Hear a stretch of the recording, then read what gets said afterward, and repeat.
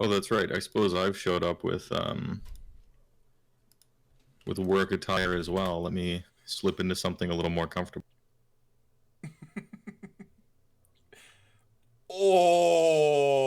Much better. Oh, is that like the full Japan like TMNT logo? Yes, that is the full Japan TMNT logo. It was hard to track this one down, but we've added it to the collection. Oh, that's damn. That's awesome. That's one of the greatest hats I've ever seen. So I'm rip people on audio. Sorry, you don't get to behold this fantastic imagery. Actually, like, it like reminded me of how badly I want like anime war scrolls again for some reason. Frank's in chat, gang. That means we're ready to get going here. I am the magical Mr. Mephisto, the most dangerous man in Age of Sigmar, joined tonight by the prolific, the man himself, the voice, the master of meme magic, Heywoah Twitch. How's it going, Heywoah? Yo, hello, I'm Heywoah. I'm a famous YouTube content creator who makes content something like once a year. Trying to churn them out a little faster for you guys during the shut-in. Right. And tonight we're going to be talking a little bit about his like new project. We're also going to talk a lot about ogres because there's also kind of an ogre project going on that I'm fully on board with. Grey Rocker with the resub. Guten Tag. Thank you so much. 30 months of subscription. Thank you so much. That's longer than RantCast. 30 months. That's almost a year. Nice. Almost a year. Almost 1 year. Yeah, that's about a year.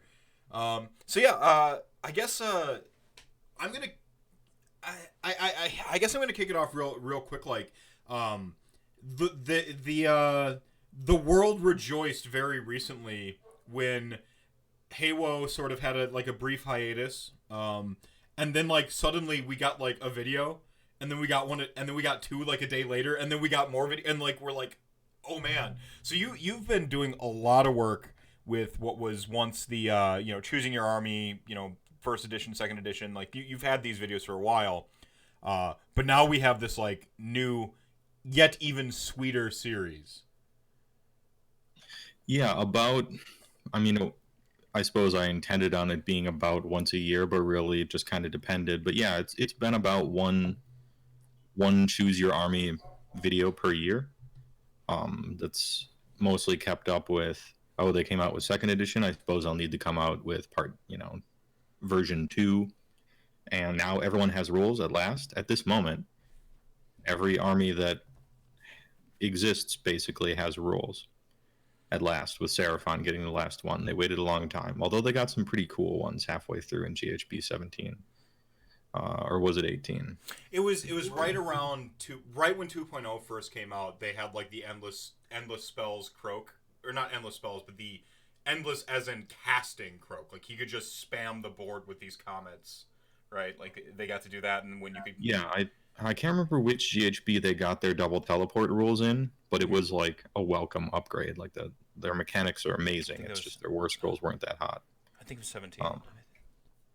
Which means like if your war scrolls aren't so hot, but your mechanics are amazing, it means that your work is kind of cut out for you. Mm-hmm. You have a bunch of lines to victory, but it's on you to get there. Which means that no one ever played them and they lost all the time. But a few people like won big time stuff with them. Mm-hmm. Yeah, because all the tools are there.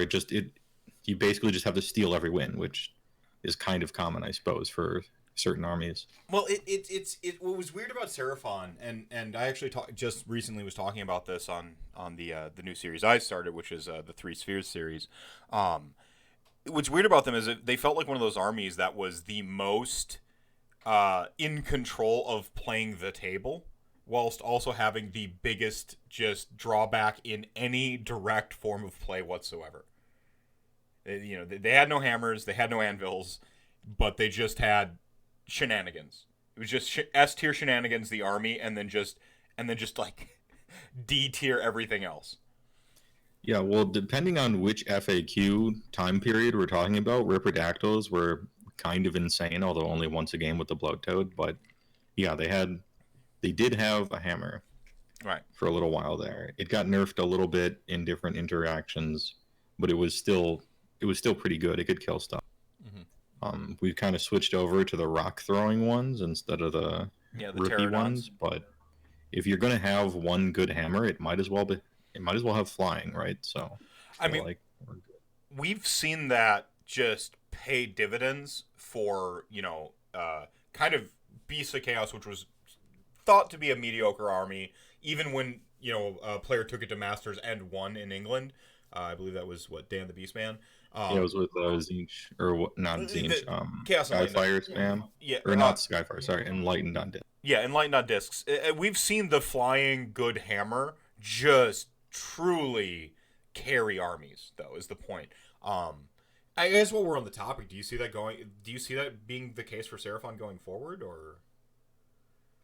I don't know. I haven't given the new Seraphon book enough of a once over because I'm doing this. So I'm doing a Choose Your Army V3, which instead of being one gigantic video, I decided to put out an episode of it per faction.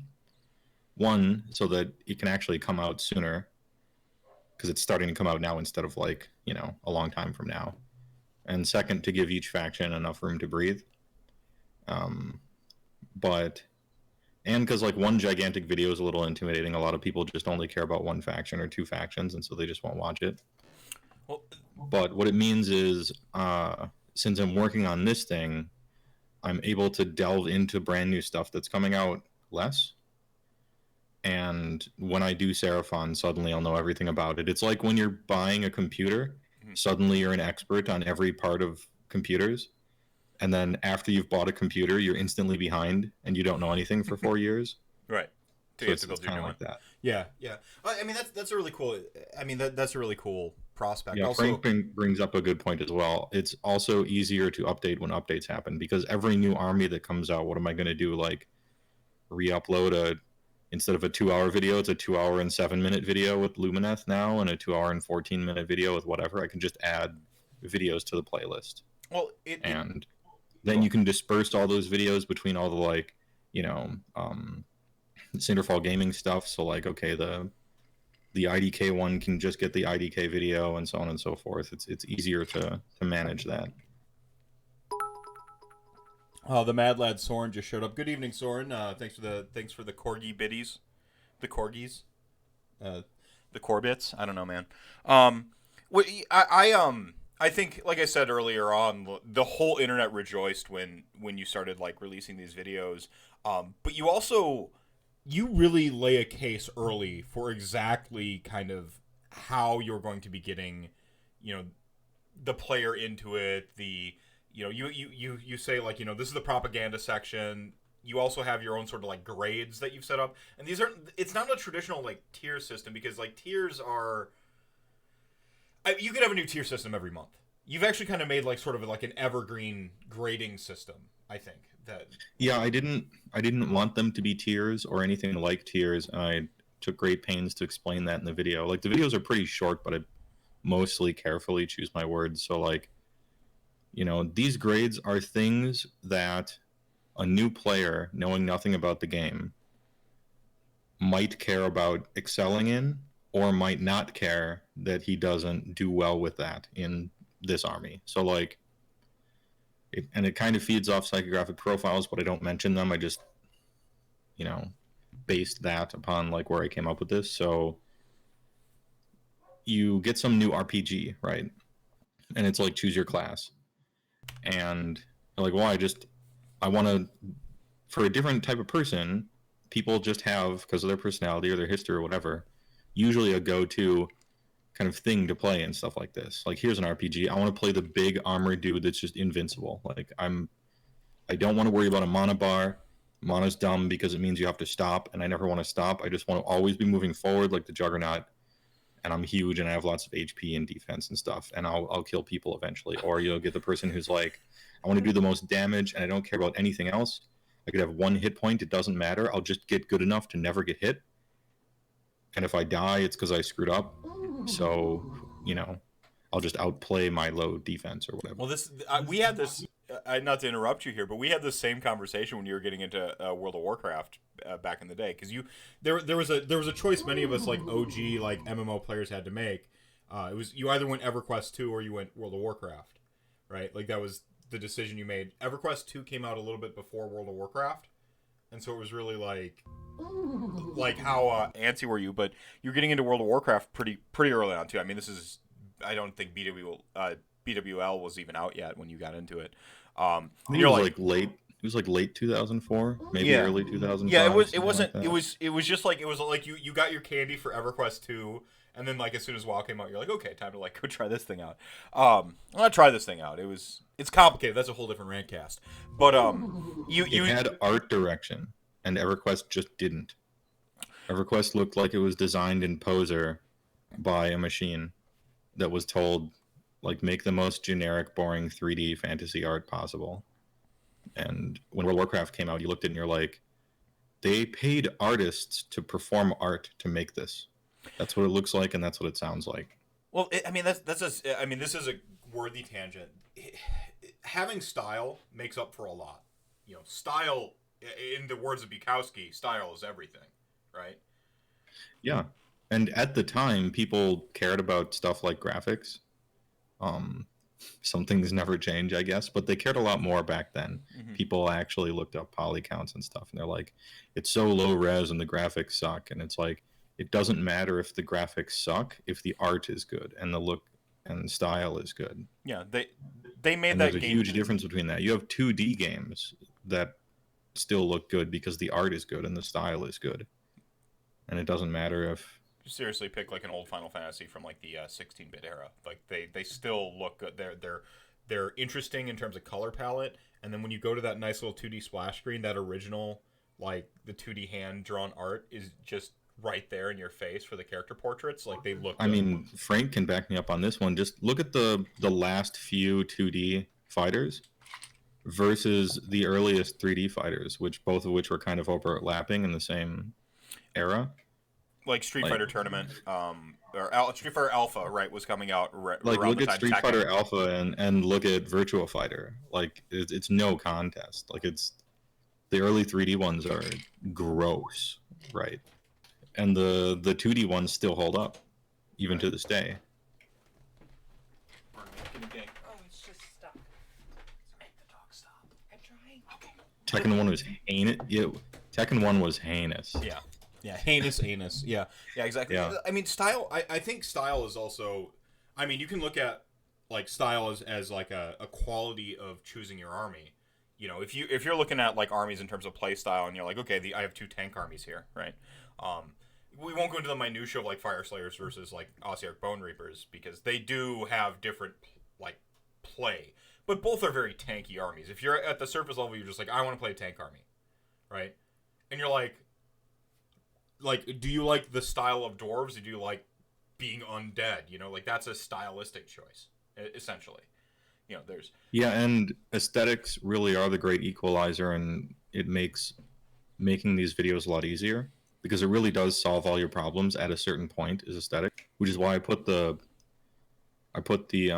Audible at the end of all the faction videos that I'm doing. I put it at the end of Cities of Sigmar, where I'm like, if this play style that I've described to you from this video sounds amazing, but you're just not about the retro model, you know, melting pot, teamwork kind of aesthetic, well, then consider Skaven, because it's got a very similar play style, but a wildly different aesthetic. Mm-hmm. And so maybe you'll like that. Yeah, I think this is all worthy. But going back to the initial point that kind of got us on this you know, the first rabbit hole of the evening, take a drink, everybody who's playing the RantCast drinking game. Remember, those rules are obscure, but Brendan Melnick knows most of them. Anytime I say Ossiarch Bone Reapers, apparently is one of them now. But initially the lead I buried was when you came to World of Warcraft, one of the first things you asked me is like, I don't want to manage mana. Like you were like, I don't want to. What classes don't have mana to manage? And, well, right, because like understand my position was I just came off of like several years of EverQuest 1 and then a few months of EverQuest 2. And in EverQuest 1, if anyone played that, you're looking at your spell book for a real amount of time. Like, you run out of mana and you get meditate. It's a book. Even once you get meditate, the screen brings up your spell book. That's all you can look at.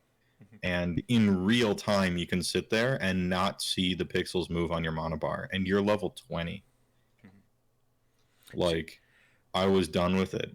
It was over. Like, I played a mage, and so I was high level and I was all in, you know, and so I couldn't start over. But coming into WoW, I'm just like, I'm done with this mana thing. Let's go. Yeah, I've heard tell that you don't have mana, and like, what do we do? I think, and you were kind of talking about that around like the tank concept. So there's a very, I think the real takeaway, you know, we have the psychographic profiles from Magic the Gathering, and I think that you have, if you've played any sort of fantasy game or even sci-fi game, if you've played any role-playing game, doesn't matter if it's tabletop, if it's a video game or not, you start to like develop an identity as a player. You like, you know, if you're a tank. Tanks know if they're tank players, you right? gravitate towards roles for the most part. I mean, there's exceptions, and sometimes you're like, you know, I think I'm going to do something different. And some people like to switch back and forth, and some people like this or that. But most people generally gravitate towards a play style. And I was actually just going to straight up put Johnny, Timmy, Spike. Probably not Vorthos and Mel, because those are so tied to like the hobby that it does itself. But, or maybe it doesn't do itself, because that's why I put the propaganda section in there. But anyway, I was just going to put the psychographic profiles in there and talk about them. But it's Age of Sigmar, so every single army is a Timmy army. That's a great. And so it would just get repetitive. Like, every time, like, all right, psychographic profiles, section 5. This army's great for Timmy. And I could just copy and paste that recording of myself on every single army in the whole game. I mean, every without army. fail. And then I'm like, it depends on how you define Johnny, I guess. If you define Johnny as like even so far as power pairs and stuff, then every army is almost every army is a Johnny army. It's just different degrees. And most armies, if played really well, can do really well. And so it's not like you want this faction because you're a Spike. It's like you want this list because you're a Spike. Well, and so I'm like, you know, every army can be all of these. And every army is definitely a Timmy army in different ways, especially when you start getting into the nitty gritty of the definitions of those 3 roles. Like how, you know, Timmy Power Gamer has different things he can care about, you know. Like, for instance, this is all how people like their fun. And so some Timmies like to have big numbers, and some Timmies like to do the most damage, and some Timmies are like, I want to power game my, you know, defense or whatever, and just be huge. I mean, you could old Phoenix Guard, like when you were on pure Phoenix Guard, not the mixed order Phoenix builds. If you were pure Phoenix Guard back in the day, you know, when we still had GA armies rolling around, you were the Timmy of defense. You could have easily taken the Phoenixes, put them in mixed order, and played like a more Spike army. If you stayed on Phoenix Guard as your battle line option, you were going hard Timmy for defense. You're like, I never want to take a model off. And I think that, like, that's an interesting perspective, is to, like, you can Timmy certain things. Like, it doesn't just mean the biggest model in Age of Sigmar. Sometimes it means... Yeah, psychographic profiles are not the end point. They're why you enjoy getting there, or the way in which you find fun to get to a certain place. And so some people have fun because they're so much better than other people, right? And that's a Spike. But like a Spike Timmy finds fun in robbing someone else of fun. And so that would be like the classic Ganker, right? You're right, that's the rogue. That's the Cold Blood Prep rogue from World of Warcraft. And as far as Johnny's, like, you can go a few ways with it. There's like playstyle Johnny, and then there's list building Johnny. And so I might recommend, you know, Beasts of Chaos or Cities of Sigmar to a Johnny list builder, because you could make lists for those 2 factions literally forever. And Beast of Chaos is 5 factions. Well, 6 now. Yeah. Because you could just take a battalion and use some other army, and now the list building is, you know, houses and houses. Yeah. Or it could be interactions on the table that you really like, in which case it would be different. Like if your hero phase is over after you got your command point for the turn, then it's probably not a Johnny army, right? But maybe you had all this interesting list building to get to that point, and Johnny's still having fun because even though he's not doing combos necessarily on the table, he built the machine and that was his fun, and now he presses the button and, you know, combo machine goes burr, and so he's just seeing the fruit of his labor at that point. Well, there's you kind of touched on this, like, list building Johnny versus you know, like, table Johnny. There's also like a like the theme Johnny when it comes to the models, where you're like you have something that you're like attached to, right? Like this thing that you're just absolutely attached to, whether it's like a model or a unit, and then you go super Johnny with trying to make the list around it or make it work on the table. Like, I've seen some of that. Like, that's where I tend to land. I was talking to Tyler Emerson after one of the recent episodes here of RantCast, and I'm like, I'm basically a pure Johnny. I said to him in like the conversation, he's like, you know what, I had guessed that. Like, was what he said back to me. Is like, I love like list building kind of like up front first and foremost, but what I like to do even more than that is to create a puzzle for myself. Like, can I make this thing work? You know, like this model that I just love. Can I make Bulgors work, right? And then usually you get it all the way to the table and you go, no. Well, a year ago you went like that. Now you go, you know what? I've got a Bulgor list. How do I make Bulgors work? I run them as brass despoilers in Khorne, like actually maybe splash in a Gore Pilgrims battalion beside, 2-drop, let's go, final destination. And like I see Age of Sigmar has, and I think deck building's got a little bit in Magic the Gathering, but Age of Sigmar, because you have that third tier of the hobby. Thank you. I think it just all comes together in this like beautiful just ballet of like the Timmy Spike Johnny of. Well, hold on. With Soren, we gotta. Oh. Hold on. Oh, right this way. Out of the way. VIP coming through. Yeah. Get the peasants out of the way. It seems your name is on the guest list. Happy birthday. Right this way. So W. Soren just donated $100. Happy birthday. Also get something for your new house. So I just dumped a ton of money on a fridge I didn't want to spend. I told I'm like, I'm going to buy the $150 like fridge from the 80s. And she just like glared at me. Because I'm like a very, okay, so like I will drop tons of money on my nerd stuff. When it comes to like things that are just essential, I'm like, just get the thing that does the job. You know, buy the fridge. I don't want my fridge to hook up to my fucking Wi-Fi. Okay, I don't want it. It's like, yeah. I'm gonna buy something for my house, but it might pull double duty as like, I don't know, like some sort of like decoration. Like some sort of like, if I had like 5 horses, like statues, to like decorate my room, you know, like, and they happen to be like skeleton themed, and like have a function of like whooping people's ass on the table in Age of Sigmar.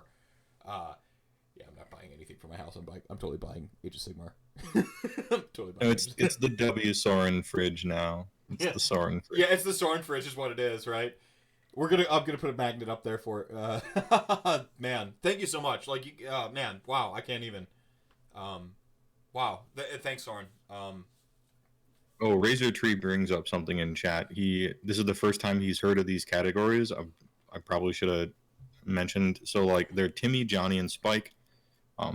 They recently got duo gendered, so it's Timmy or Tammy, Johnny or Jenny. You know, and Spike is a neutral gender. Anyone can be Spike.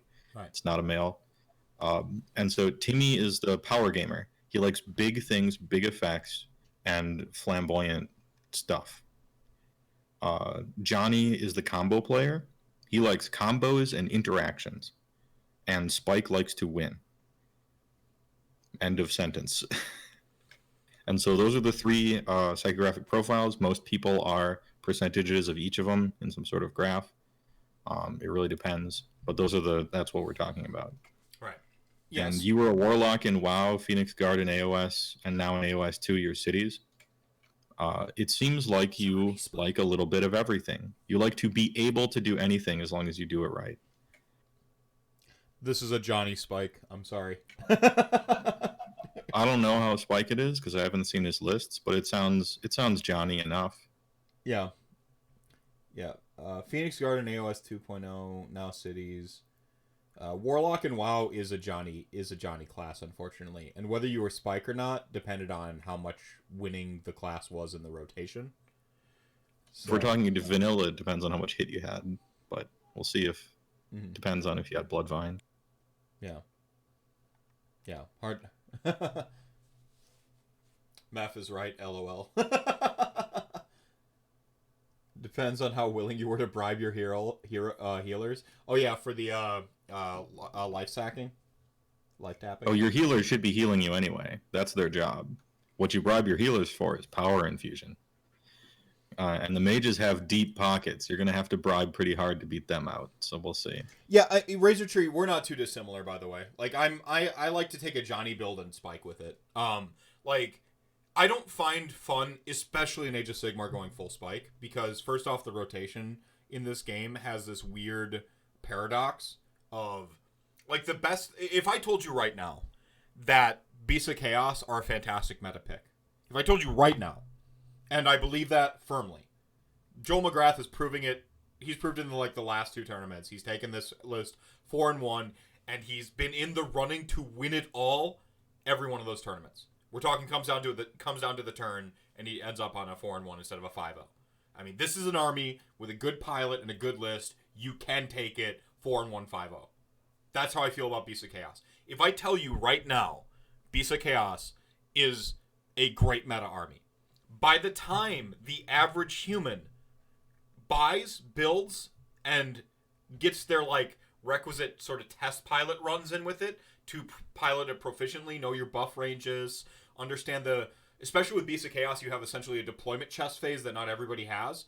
To put that in perspective, like my Mortek Guard, I look at the battle plan, I know how I'm deploying before I even look at my opponent's list. I don't even care what you're doing, I'm going to deploy my way. Beasts of Chaos, you're going to deploy to the battle plan and the opponent. So you've got that extra tier of thought that you have to put in that separates the good players from the bad players. That some other armies don't have. If I tell you right now, though, Beasts of Chaos are a great meta army, who the fuck knows what's going to happen once we come out of the Rona quarantine, okay?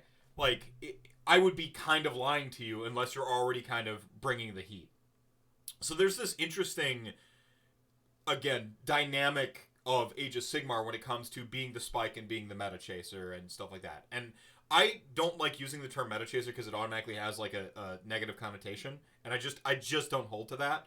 If you love playing new stuff all the time, and that's the way you enjoy... Think about the people... We've talked a bunch about World of Warcraft. The people who just, have 40 tunes. You know? There are people out there who just always want to play the new awesome thing. That's a type of fun. Lean into it. If you've got the time and that to put into it, keep going. Wow, Soren, popping off again. Five more gift subs, man. Thank you so much. Everyone enjoy your... Oh, go ahead. Yeah, and so bringing that around to the videos. So what I have to do is figure out why different people would like to have fun in different ways, and then try to make a video that speaks to at least most of them, So here's W. Soren, for instance. He's I don't really I just paint. Associate with any of those quote unquote playstyle psychographics, right? Well, there are two more, and it's Melvin and Vorthos. And Melvin is a mechanics person. They like the idea of the craft of design and development, and how you take an idea of a vampire and you figure out a game way to show that is a vampire in some way without needing to tell someone. That's the kind of thing that they would be really interested in. I'm definitely that, hugely. And then Vorthos is the flavor player. They care about art and the lore, and they write stuff. They're interested in who wrote the flavor text for this or this, or even cosplay and stuff. Everyone's kind of a Vorthos because it's a tabletop war game that you paint, so it's almost like a given for the most part. The many armies, the many gray hordes in people's houses notwithstanding, I guess. Yeah. Heavy D6, thank you so much with the $50. You pure legend. You're also one of the Mortarks of Meth, so you also support me on Patreon, as does Soren there. So double thanks, man. Y'all don't have to do this right now. You're interrupting RantCast to hand me money and making me feel some kind of way. Thank you so much. But yeah, with the Yeah, psych, and by the way, Spike doesn't have to be a meta chaser. yeah, no, he doesn't. In fact, Spike might not be. Like, a lot of these psychographic profiles are less obvious than you think, and maybe have a lot to do with why someone chose something rather than what they exactly chose. Mhm. So, and I see this a whole lot, especially in Age of Sigmar, where most of the spiky people in AOS choose some sort of faction first, and then they try to get the most out of it they can.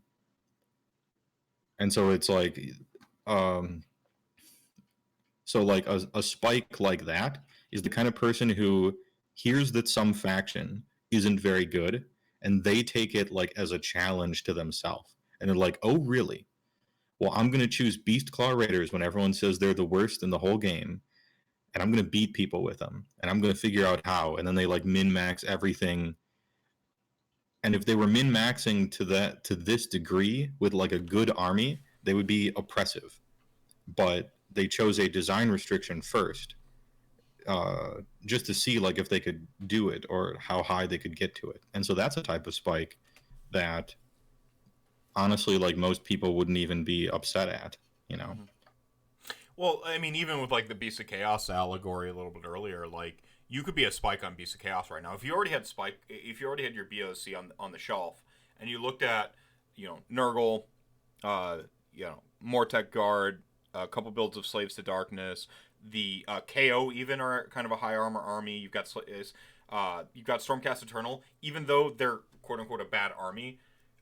It doesn't help to have a free win against them because they're high army, a high armor.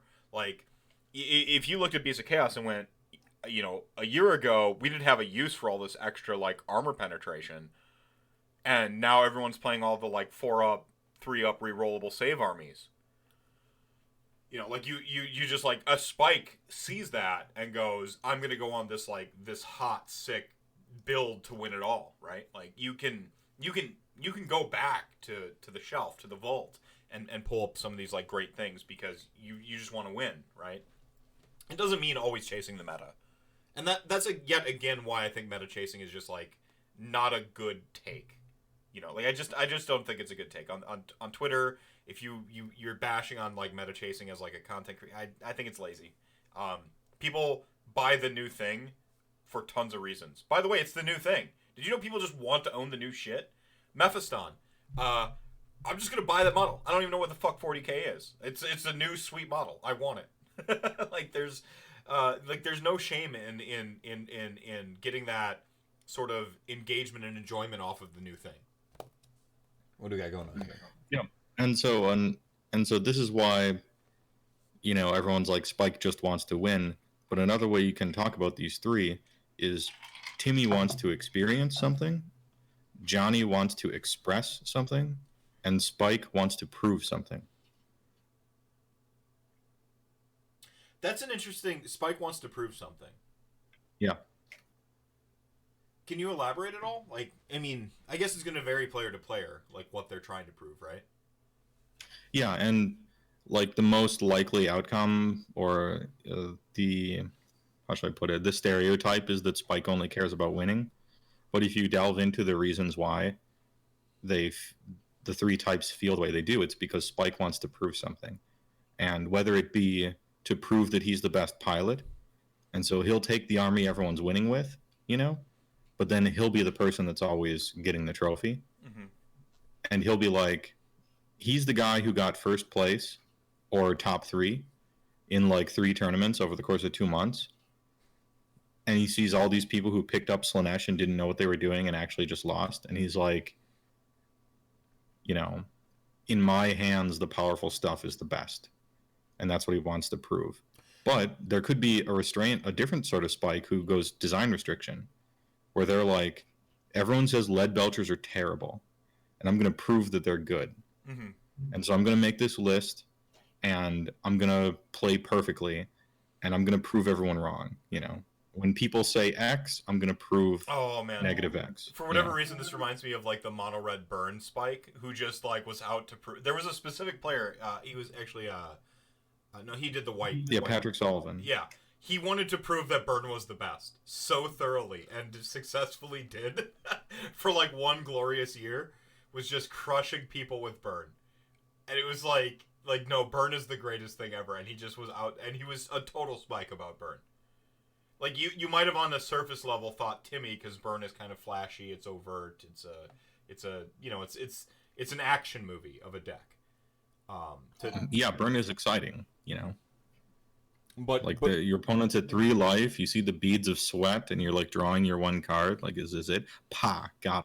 yeah, Or the person casts some big spell, they're gonna win, and then suddenly you're like, okay, price of progress, fire blast. You're dead from 14, like out of nowhere. Mm-hmm. Like that's an exciting finish to a game. It creates hype moments. Mm-hmm. Yeah, but like Patrick Sullivan was out to also prove that Burn was the best. No, you're Andrew. Yeah, with the "No, I'm Patrick" line. Yeah. I think for the most part, psychographic profile is largely defined by the person because only they know their motivations behind what they eventually choose. Yeah. But then also, like, there's a little bit of other people can sometimes know more about you than you, just from a different perspective. Like the stereotypical, husband, honey, what's my favorite color again? Blue. Oh yeah, I love blue. Like there's that kind of thing as well. Right. Doom and Darkness here. No, the Lead Belcher Spike is wrong. The Lead Belcher Spike is wrong, but he's using a good principle or rather a good strategy that can work sometimes in Age of Sigmar, which is go 1,000,000 drops so that you always win deployment because they have to put down their good pieces first, and so you can perfectly counter their drop. And run in enough waves of MSU or close to MSU so that they're spending time killing stuff that sucks. Because everyone has the same amount of turns and time in a game that reaches a conclusion after 5 turns, right? And so if they're Witch Elves were going to do 105 damage, it kind of doesn't matter if they were killing 10 wounds worth of guys or 104 wounds worth of guys, because it's dead anyway. So you might as well have wasted their combat phase overkilling something by 10,000%. And then keep like sending multiple waves of stuff in there and just trying to score points and stuff. And so that is a strategy. Some people have used it. Chaos Dwarves use it a lot. I know Rob used it. A lot of mixed order players from a few years ago were using it. And I'm not just talking about the 1,000,002 Hunting Hound spam thing, which was hilarious. But that was sort of like that used in the extreme. But it can be a good strategy. There are many, Real quick at addressing chat gang here. Simmer, I'm sorry about Legions of Asgore, but KO as a downgrade from Legions of Asgore, you're not. You're. I like where your brain's at. Because they've got the War Machine, techie vibe. What you need to do is you need to Legion of Asgore up your KO. And then you just get to live on both sides of the fence, and the grass is always green, man. Like KO, and then the good. KO have cooler hats. Yeah, KO have cooler hats. We've seen what hats are worth very recently. Thank you. Go ahead. Tomb King Tristan. Tomb Dad, bring in the $50 donation. Thank you so much, my friend. Happy birthday, buddy. Buy yourself something stupid. Oh, I'm gonna. Something stupid, eh? Stupid like a fox. We actually hit my chair donation. So, Soren, your dream kind of comes true.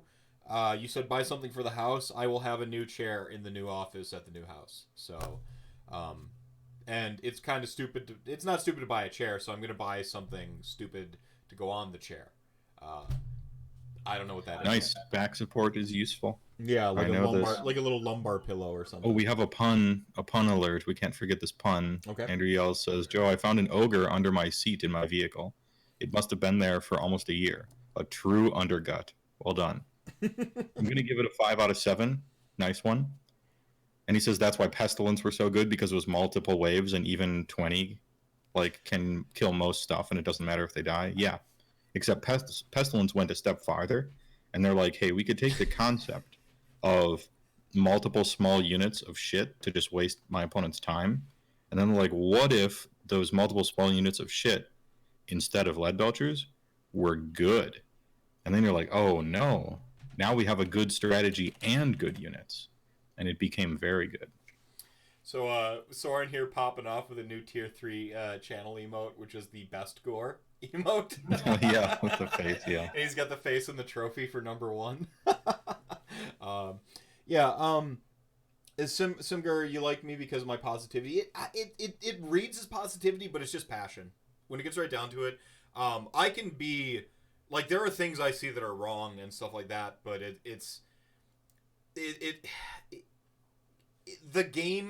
games are meant to be fun. At the very, very end of the day, games are meant to be fun. If I'm not having fun playing a game anymore, I'm just not going to play that game. And for what it's worth, I have a lot of fun in Age of Sigmar, regardless of what I'm playing, because number one, the community. I could be playing a friend's army that I've never played before, take it to a tournament, and have a lot of fun.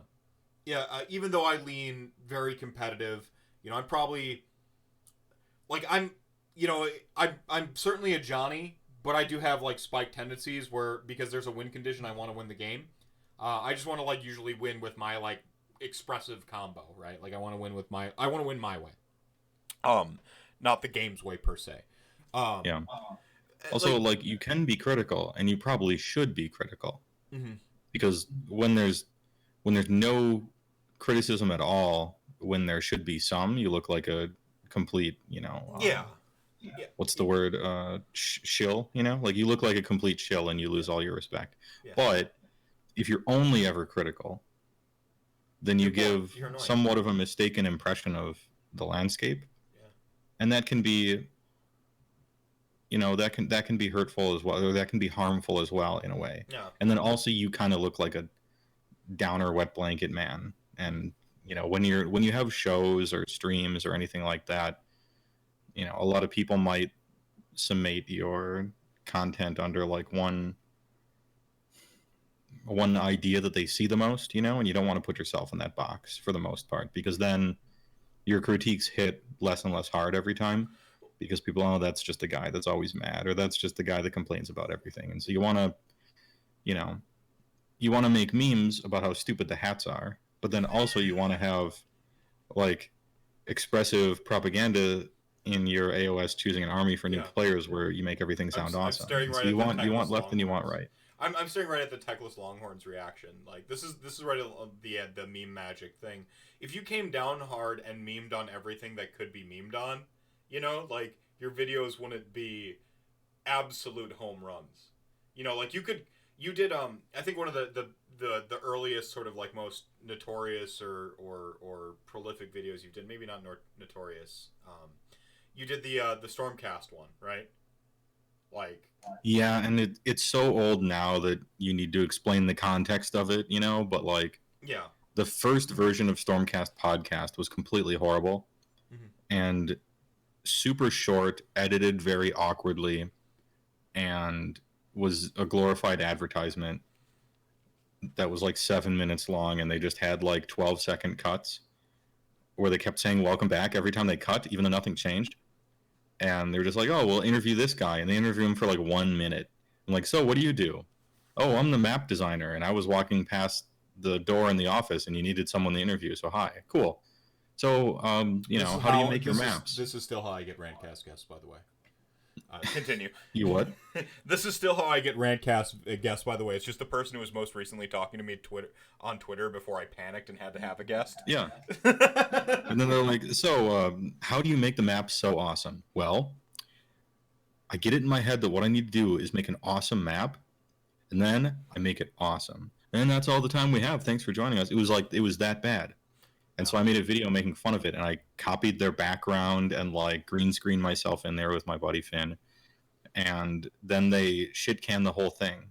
And I like to think that it was because of my video, although it definitely wasn't. But GW employees definitely saw that video. Well, I'm assured. But And then they came back with Stormcast Podcast, a new version, and it's good. Yeah, it's amazing. So look at that. Positive change, right? well, and here's the point I was trying to make. And then when it came back and I watched it, I did a show on how, and I mentioned on my show more than once that the new version's awesome. And so here, like, that's the thing. Like, if it's bad, I'll make fun of it. And if it's good, I'll say it's good. And then people will think that I'm reasonable, right? Right, and that's the thing is, I think the important thing is you didn't make like a follow-up Stormcast video beating that dead horse. You know, like that's where like the rub between balancing the hot take and the actual criticism, and not just being a, you know, like actual critical thought, I should say, without being fully on just a critic constantly, right? Like that, you know, it sucks, right? Like that's the old critic cartoon where he's just like, and if everything just you default to that negative. Oh yeah, the critic, yeah. It stinks. It stinks. Yeah, like you know, and nobody wants that. When I think maybe there is a little bit of a Schadenfreude when you just like want to like hate on something, but games again should be fun. We come to this game to be fun. Life is the boring, shitty part. Like I don't want to come over here and watch just like worst episode ever. Yeah, I mean, you can be the negative guy, and then people would go to your channel and watch it when they're in the mood to, when they see something and they're like, that sucks, and I want someone's opinion to agree with me, they would go to that channel. But, and that's fine, I guess. I'm just trying to, like, the persona I'm trying to give off with my content is like, here's a reasonable guy who thinks critically about stuff and gives his opinion on it. And if it's dumb, he'll make fun of it, and if it's good, it's good. And if it's complicated, he'll have a 2-hour episode discussing it. Yeah. Well, instead of saying, well, you know, I don't have time to talk about it. And so, you know, I suppose it just depends on what your goals are, really. Yeah, we just got to this, got to go see you later. All right, later, Andrew. No, like, we ended up on this because someone called me, like, positive, and I'm like, passion can be, like, I'm passionate. I can go passionate either way. I just tend to focus on the positive, because if this passion you catch on RantCast goes just as hard for the negative stuff. I just have to realize, like, when I'm focusing on the negative thing and then just shift off of it. See my rants about flamers, not the rules, the models, by the way. Like, just at any point in time, just go back through RantCast logs, and anytime I've just, like, been mad at flamers, it's because, like, I take that, like, the thing I see negative about them is the model, I just, like, fucking tee off for an hour. And if you're the person who just, like, loves flamers, I'm sorry. Cool, man. Like, I get them too. They're kind of like weird and squiggly, but like they're not my thing, and I find everything to be negative about. So like I have to temper myself to be this thing that you see on the internet, because at some point I recognized that I say words and they have meaning, and I don't ever want to negatively impact somebody who's just here to have fun. But on the other hand, if you want to just have a better perspective of the game, I still have to get that across. And that's like the great challenge is like Dread Saurian. You know, I just did the cast. I saw its war scroll. I'm like, this is bad. And I just didn't even look at its wounds. Yeah. Or didn't even look at anything in the wheel. It's like, oh, this is bad. But, it's 510 points for this? Bad. And I just like immediately jettisoned it from my brain. It was bad before, so at least there's no change. Immediately jettisoned it. But then I immediately saw like Darren Watson and Anthony Polcastro and like a gentleman whose name I forget. Like he was the first one I saw actually post his like list, and he had 2 Dreadosaurians in the list, and it was 2 Dreadosaurians and Gotrek. And I was just like, this guy is living his best life. Like, how can I, when I, like, that's the thing is, like, I'd be like, oh, Dreadsaurian sucks. Like, I don't, it's the worst. And I could make a whole podcast about why Dreadsaurian sucks, right? I could just do that. But then I see this guy's list, and I'm like, sucks is suddenly a subjective term, because I just see a guy who's about to put 2 Dreadsaurians and a Gotrek on the table and say, your move, Yugi. Like, Yeah, well, like, Lotan sucks, and I play him in IDK. Like, you can know that something sucks and still try to, you know, turn that coal into a diamond somehow, or at least use it optimally, or find a way where it does something, or the Johnny, you know, whatever. Or everyone could be wrong and it's actually great, and they were just jumping to conclusions. Like, there's a bunch of there's a bunch of possibilities, right? Like, Well, he's at 37 wounds instead of 35 or whatever it is, or in oh, that changes everything. That's right, because yeah, like He's got one extra attack. Yep, down the profile. you just have to look beyond the star people. Like in Coalesced, he's actually sick. Like No, maybe that's the case. Like, and everyone's wrong. And Right. and that's the thing is like I could actually be like wrong, you know, like the initial read, that knee jerk. I think that's the important part of this whole thing is like you've got to have some temperance, which is I think an advantage that your show Heywoah has versus mine, because I say shit like I regret, you know, 3 episodes later, and then I have to. But that's because you have like 2 shows a week.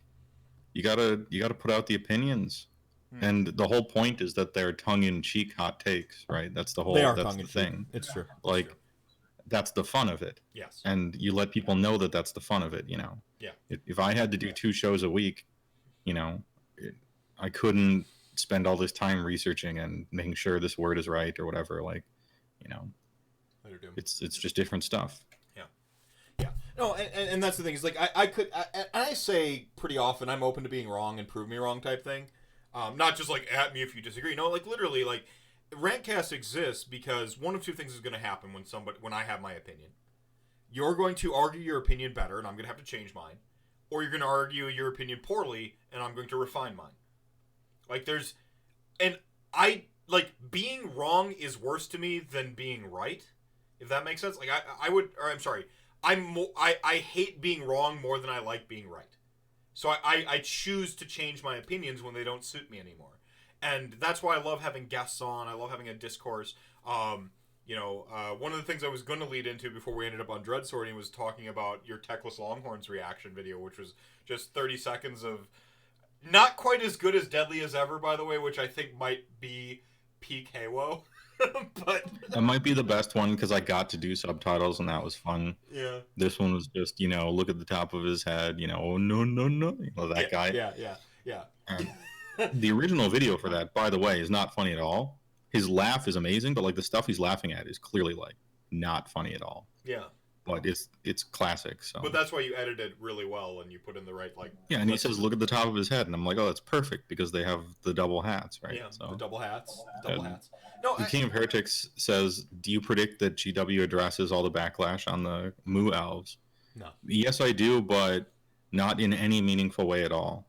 For instance, you know, on Facebook, the official AOS Facebook thing, they have those like town scryer or town crier things where they release the scroll from Cities of Signar and it says some funny thing on it, like Skaven aren't real, report so and so to your local. Like they'll probably do some meme like that in a few months, where it's like, you know, be nice to your new elves, and when you're talking to them, look at the second head, you know, or so. Like they'll do some little joke like that maybe on their Facebook page, but I don't think they'll do anything else. If I may, I think it was clear they went into this army memeing on it.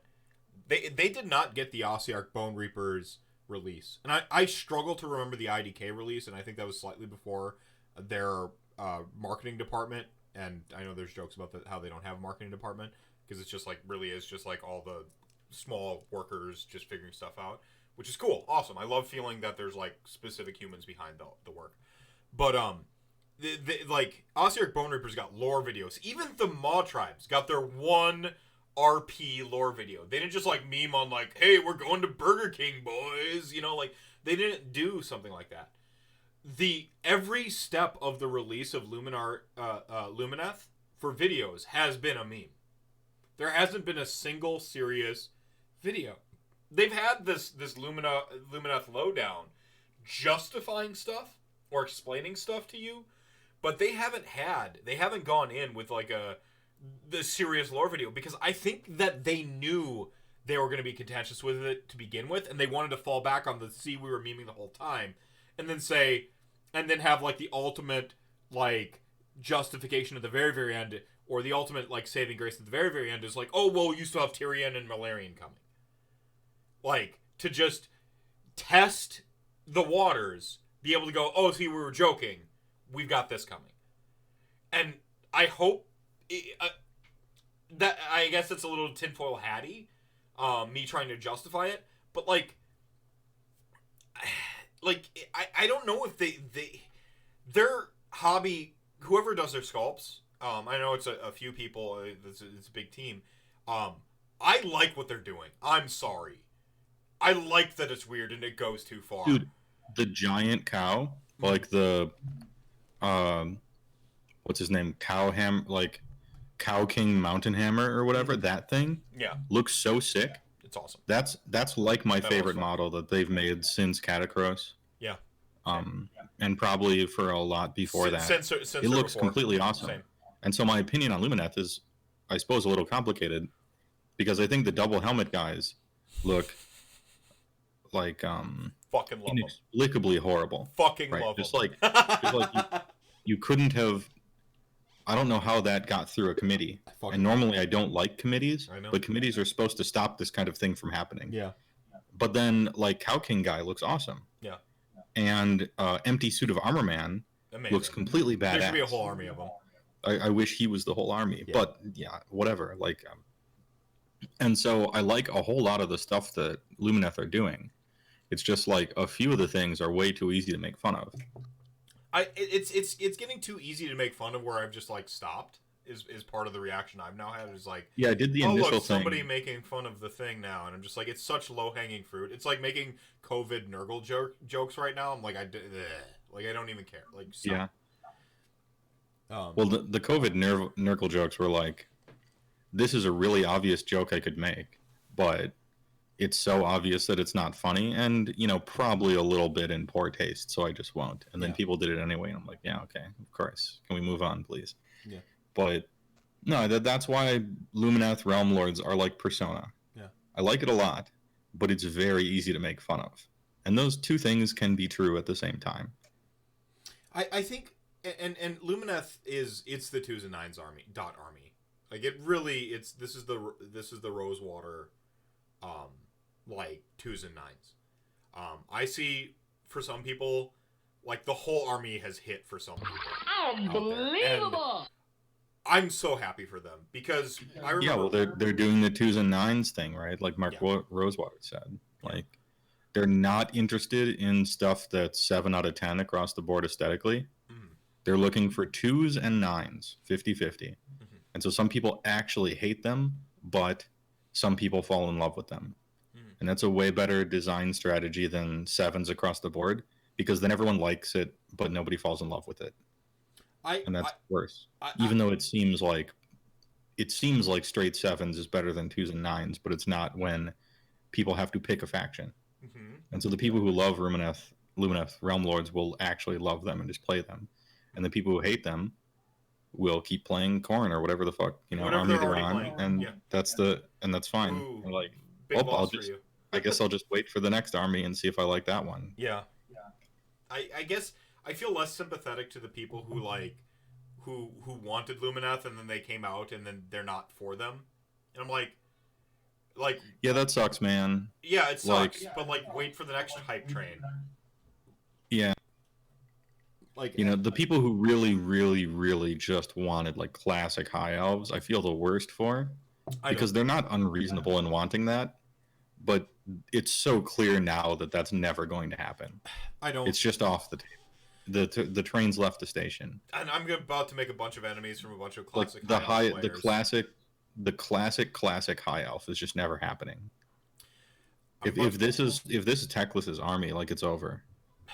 And the people who want classic high elves, like, it's too bad. But it seems like that's just not happening. If I may, literally head swap them. You've got your classic high elf army. Yeah, and Like, another great thing about a hobby army, or this hobby, I should say entirely, is if you don't like something, you can change it. That's I think Morsar Guard eels look derpy and stupid. So I put them on stingrays, and they're surfing like in Surf Ninjas. And so now they're sweet. I thought the Maw Pot looked dumb, so I put it on a Thunder Tusk, and now it looks sweet. And if you think the double helmet guys look dumb, well, then you can snip off the top helmet and fixed, no. Oh yeah, here's the primed version of my quote unquote Maw Pot here. this is the Maw Pot here. I put it up on screen for you. With Frost King Potemkin lounging on his throne up there, and if you'll see the side of the maw pot that's chained to the Thunder Tusk. Here we go. That would be Kairos's head that sees the future. Oh, yeah. So he knew this was coming. Yeah, you knew this was coming right here.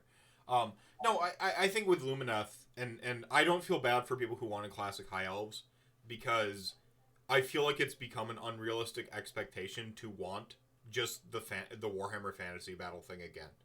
Like at some or point, the Tolkien, or just basic Tolkien stuff. Think about it. The dwarves that we got built for AOS specifically are like steampunk pirate balloon dwarves. Like that's the dwarf of Age of Sigmar, you know.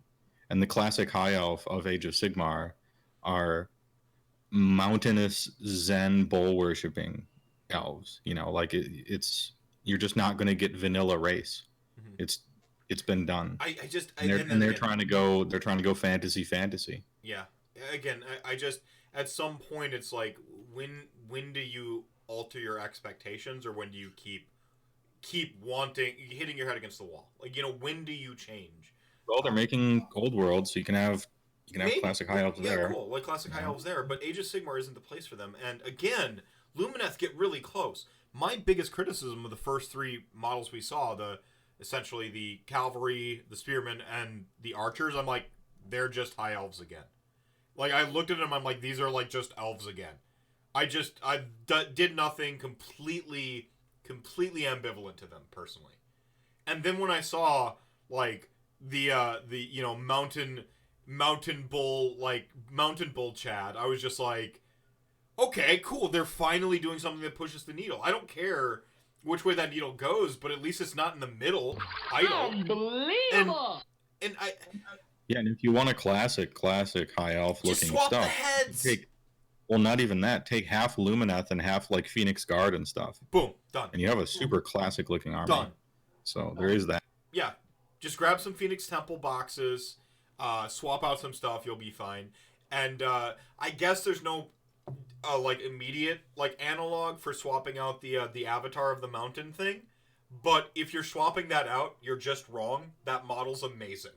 It looks so sick. I hope its base I hope it's huge, man. Huge. I hope it's as big as possible. Yeah. It kind of looks like it's on Tree Lord Ancient base, and that would make me sad because it's not as big as I want it to be. I just hope it's really big. That's my hope. Yeah. Yeah, and again, I do want people to have to find their love in this game. And I think that you either have or you will, you know, and then it's either about keeping the love alive or you know, being, you know, like true love waits, right? That's the old tune that Beck covered. You'll find that thing that resonates with you. And there's got to be a challenge, I think, when you're a brand new player coming into Age of Sigmar as like the sensory overload. And you're a veteran player at this point of many games. You've competed pretty much at the highest levels in Magic the Gathering. You were a progression raider in WoW's heyday. I mean, you've done a lot of like strong stuff at a sort of veteran level. Why do you continue to come back to focusing on the sort of like, you know, getting a new player in or helping a new player in? Why is that kind of, it's dank memes and helping out the new player, and by the way, fuck yeah, ogres. Like those are like the three spheres of Heywoah. I suppose as somebody who can absorb a lot of information really quickly and mostly retain it, and I just like naturally like figuring out everything about stuff. And if you're a really high level player, you probably acquire enough residual knowledge to be able to accidentally make a new player guide if you feel like it, if you're decent at communicating. Because to be good at something at a high level, you kind of just have to know enough about it that you have the information on hand to be able to help someone if you care to.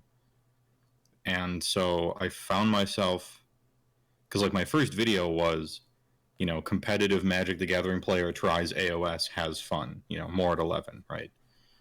And then I did like videos where I just talked about stuff, and it was basically like me learning the game. And at a certain point, I'm like, I know way more about the game than most people do. And I haven't been doing this very long, but I'm just like naturally really absorptive with stuff like that, I guess. And I'm very much a Melvin on the psychographic profile, where you are really interested in the concepts of design and how they show the different other aspects, like of flavor and what the thing's supposed to be. And I just like the nuts and bolts stuff. You know, I watch a movie and I think about where they're putting the lights and why they cut there, and you know, so on and so forth. I just like that kind of stuff. And so I'm like, hey, I know all this stuff. So, and I see a whole bunch of questions all the time that I'm able to answer. So maybe I should just take the stuff that I know and say it, you know? Mm-hmm. Yeah. Well, there's also like a sort of like, what's the opposite of diminishing return? It's like Exponential growth? Yeah, exponential growth. Like when you Well, not exponential, but just growth, I guess. Yeah, when you're good at a thing that falls in a certain sort of like you know, algorithm or whatever. When you're good at like games, it's a lot easier to be good at other games, right? Yeah. Yeah.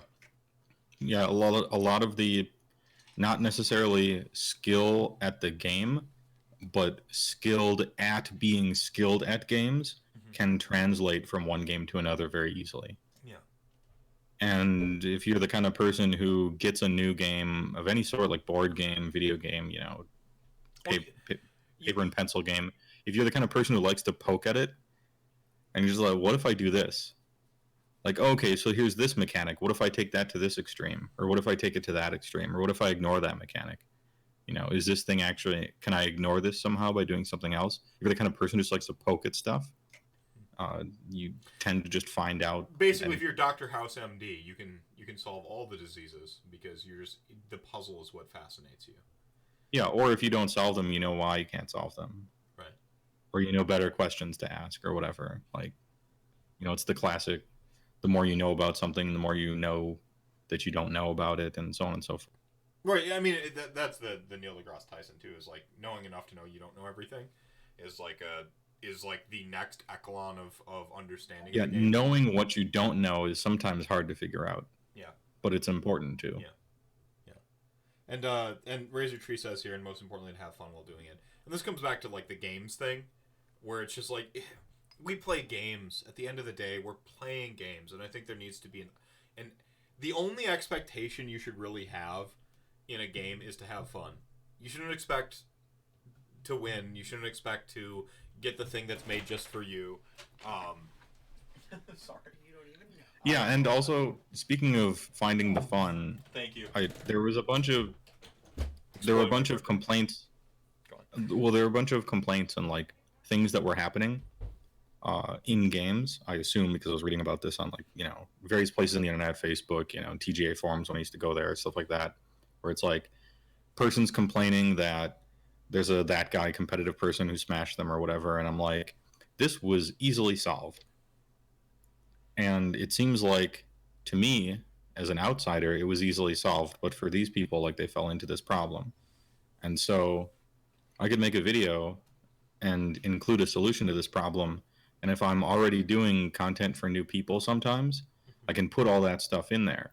Oh yeah. And then we can avoid these pitfalls, like communicating like adults about what type of game you would like in a pickup game at your local.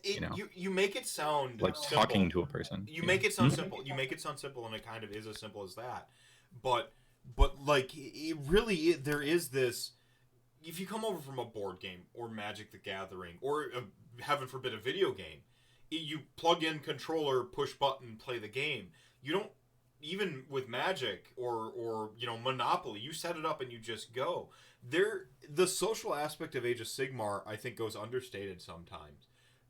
So much so that you if you're not one of those people who actively thinks that this game is a social game, you might not realize it and go, oh wait, I really just can say, hey, I'm trying to see if Thunder Tusks have any legs, so I'm playing my Do Thunder Tusks Have Legs list. Could you please not play your, you know, win on turn one bullshit, whatever. Yeah, or like I'm looking for a fun game. I brought my fun army. Mm-hmm. You know. Yeah. even that, like, it goes a long way. Yeah, And there are, there are tabletop war games where it is just like, you have to fucking smash, like, and that's like the community, uh that's the soup you're in, and it's like that in Magic, at least tournaments and stuff. Like, it's about fucking smashing people. It's not really about making friends. And that's why I put a big community thing in the intro to AOS thing, because I wanted to, like, let them know what kind of pool they're jumping into, like how deep it is, what's the water like. It's not cold, and it's not boiling, right? Like, you don't have to worry about that, but you do have to communicate. yeah. I mean, this isn't the game you play with your headphones on. You can't do it. That the grinder guy meme, that meme is very real, or at least when I was playing it was. The guy with a hoodie and earbuds in, listening to music, and the only interaction you would ever get from him is nodding when you passed him priority. And good game. Like, he mumbles into his chest as he's waiting patiently for you to sign your loss, Yeah. and then go talk to his friends loudly. I just fucking crushed that guy. What an idiot, like, and they're all just laughing. Like, that's not Age of Sigmar. That's very much not Age of Sigmar. I don't know that it will And that's a good thing. There is, I think, a fear that, like, we might hit the Magic Grinder phase, because 40K is, like, just across the aisle from us. Maybe all games get there eventually. Really? Like, that might be the trajectory eventually. Like, that might be the case. I don't think so. It might be that all games get there. I don't think so. And certain things push them there that are just kind of naturally or unnaturally occurring or whatever. Like, that might be the case. I'm not sure. Like how whenever you broaden a community, the toxicity increases, Yeah, but like also that kind of thing, except you're writ large. casting a wider net, you're gonna get more crabs, right? Like, Yeah, exactly. Yeah. No, And after a certain amount of time, it kind of becomes known, things become solved, or at least moderately so. You have people that are doing really good and their ideals trickle down, and then, like, even like average players who aren't good enough to really capitalize on the strats use them anyway, and you have that sort of dynamic. I do think that the average player base increases in skill over the course of time with a game, regardless. I think that's just a given in any game. I mean, we've actually got a terminology right now for what we call AOS 2 babies. Like, we have people who just got into Age of Sigmar in 2.0, and, like, people like you and I, and then, like, let alone, like, the Vince Venturellas and the people who hear from Day Zero and the Dark Ages and stuff. But, like, you have these AOS 2.0 babies that they don't remember, old Change Host being good and old Clown Car, and they don't Vanguard Wing. Like, they never experienced to see how polar those games truly were back in those times when, like, a lot of people didn't know what I was talking about when I said Change Host is back, and I'm sad.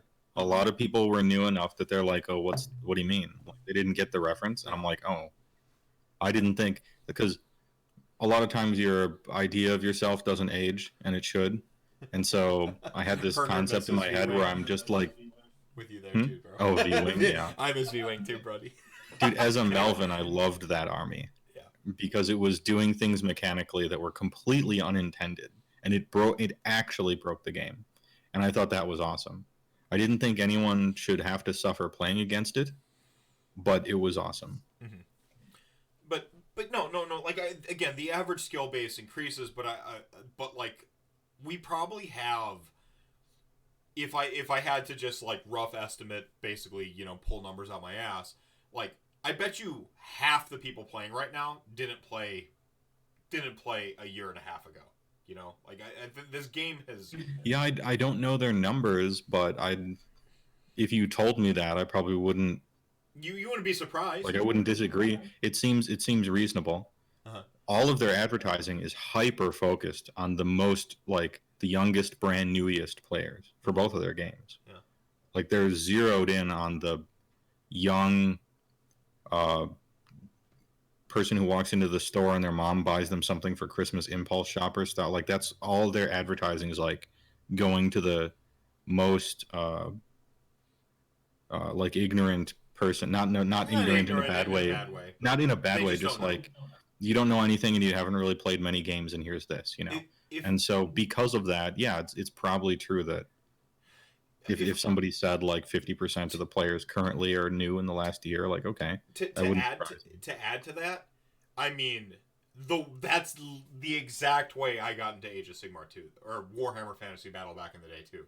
I saw my friend's models on the shelf, knew nothing about it, and then he's like, "Oh, let me take you on a journey." It's just Age of Sigmar. And it works. And they have and good they've just word of mouth. and they've gotten better at that. That's what they focused in on that. And I think that there's a cultural thing going on right now in the sort of the great malady of humanity right now is like how disconnected we completely are. And here's this game that says, "Hey, do you want to put stuff on a table in a way that you can't replicate digitally?" And a lot of people go, "Yeah." I think Yeah, I've seen Tabletop Simulator. You really can't replicate it digitally. They're working on it, but you can't do it. or fucking Steve Herner brings up a good point about Acon growing. Like, Acon exploded after 2.0, and that's just people who are like going to a tournament and stuff. Think about the people who picked up the game but just don't have any concept of that. 10, 20, 100 times more, certainly. Yeah. I just want to point out Potemkin here, though. How are you going to put this guy into Tabletop Simulator? I don't know. I actually have never used TTV. I've just seen screenshots and stuff. But look at that kingly lean, that kingly lounge he has on his throne. I love that he's got the Texas belt buckle, except it's like a Texas loincloth buckle going on here. Like it's and I gave him Stormcast pauldrons. I had to do a lot of stuff to get him in that position, but I think I pulled it off. Yeah. Yeah, the point is the Thunder Tusk has a maw pot chained to its back, but it's struggling to carry its weight only because of him, not because of the maw pot. Yeah, like look at this freaking. This isn't even like the classic like throne he's on. He has had a custom built throne for his might. No, I mean, but this is what I'm talking about. Is like look at this model. I mean.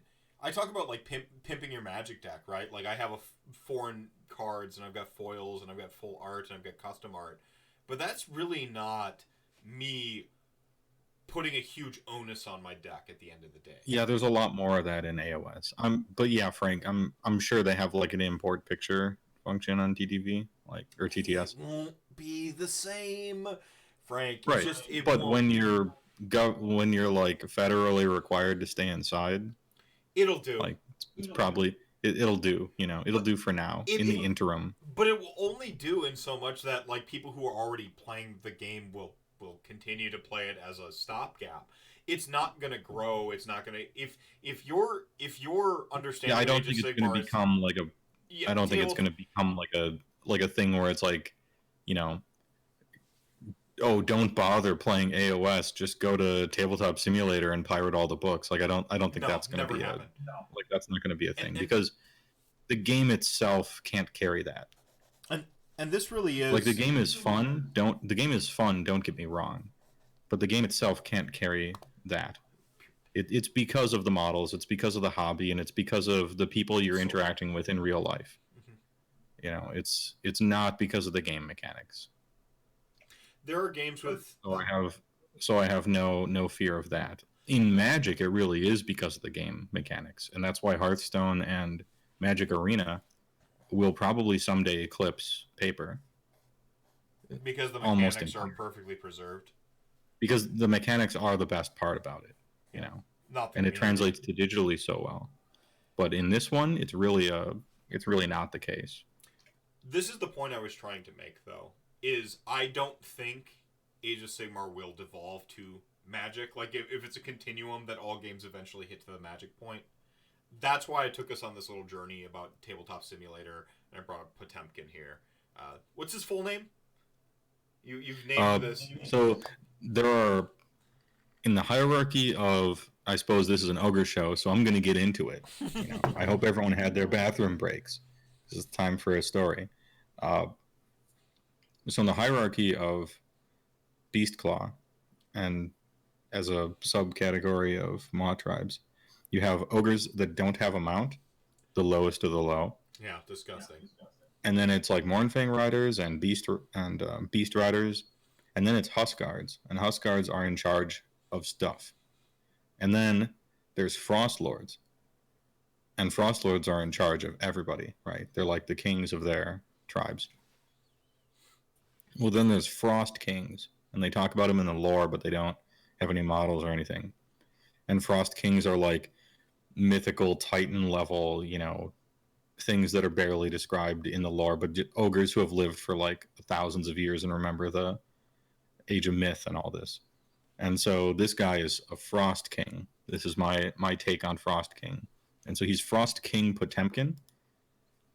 And all of my ogres are named after fighting game characters for the most part, or references to. Or battle. And so like the Murderhorn Frost Lord is Rao, who's riding Black King, because Fizz the North Star did have a fighting game or two. Rao. Oh, dude. And then Astaroth is riding the Crunchhorn on Ethereal, and all the rest we got. T-Hawk and Goro and Earthquake and Abigail and all. Who's Goro? Plenty of beast riders. Who's Goro? I haven't seen Goro yet.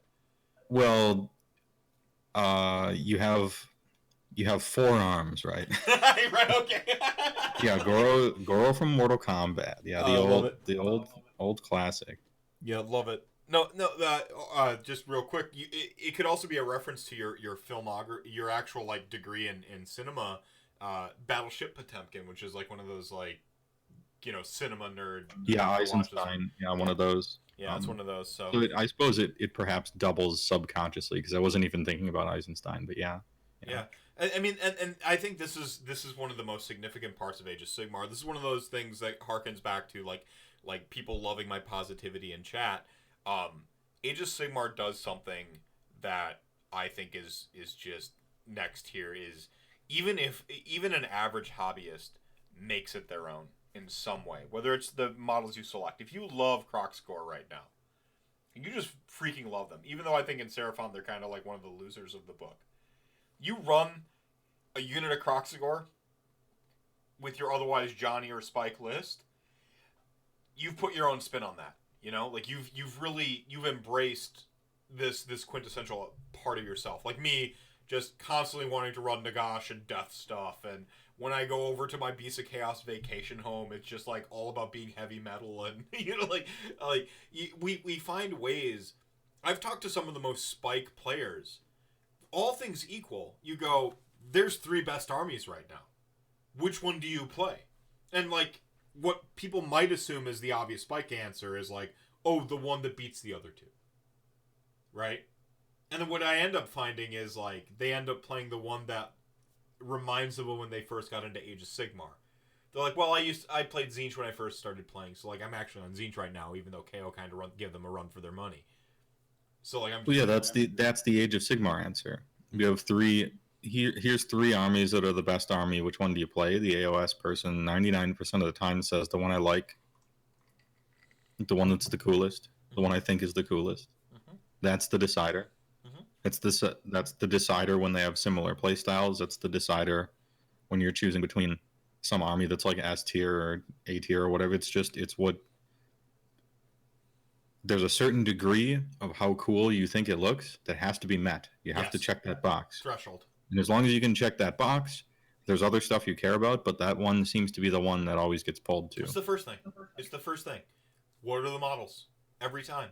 Even if you're not like the S tier hobbyist. If you're not, if Herner's been in chat here, like I went to that event. I went to Holy Havoc with you actually, like our first time, I think. I went there and I'm just like, I walked in that room and I'm just like, I need to step my hobby game up. Like I'm just, every army in the room looked better than mine.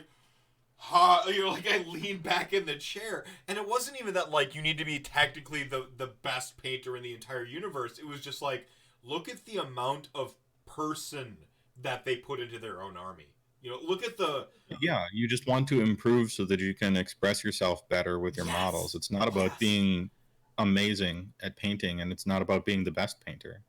It's about having enough skill so that you can do what you want to do in your head, like to follow through with your plan, you know, and then self-improvement, you know, that whole thing as well. Well, I Yeah, mean, the fucks they gave were tangible. Like, this was the maximum fucks given I've ever seen in an event.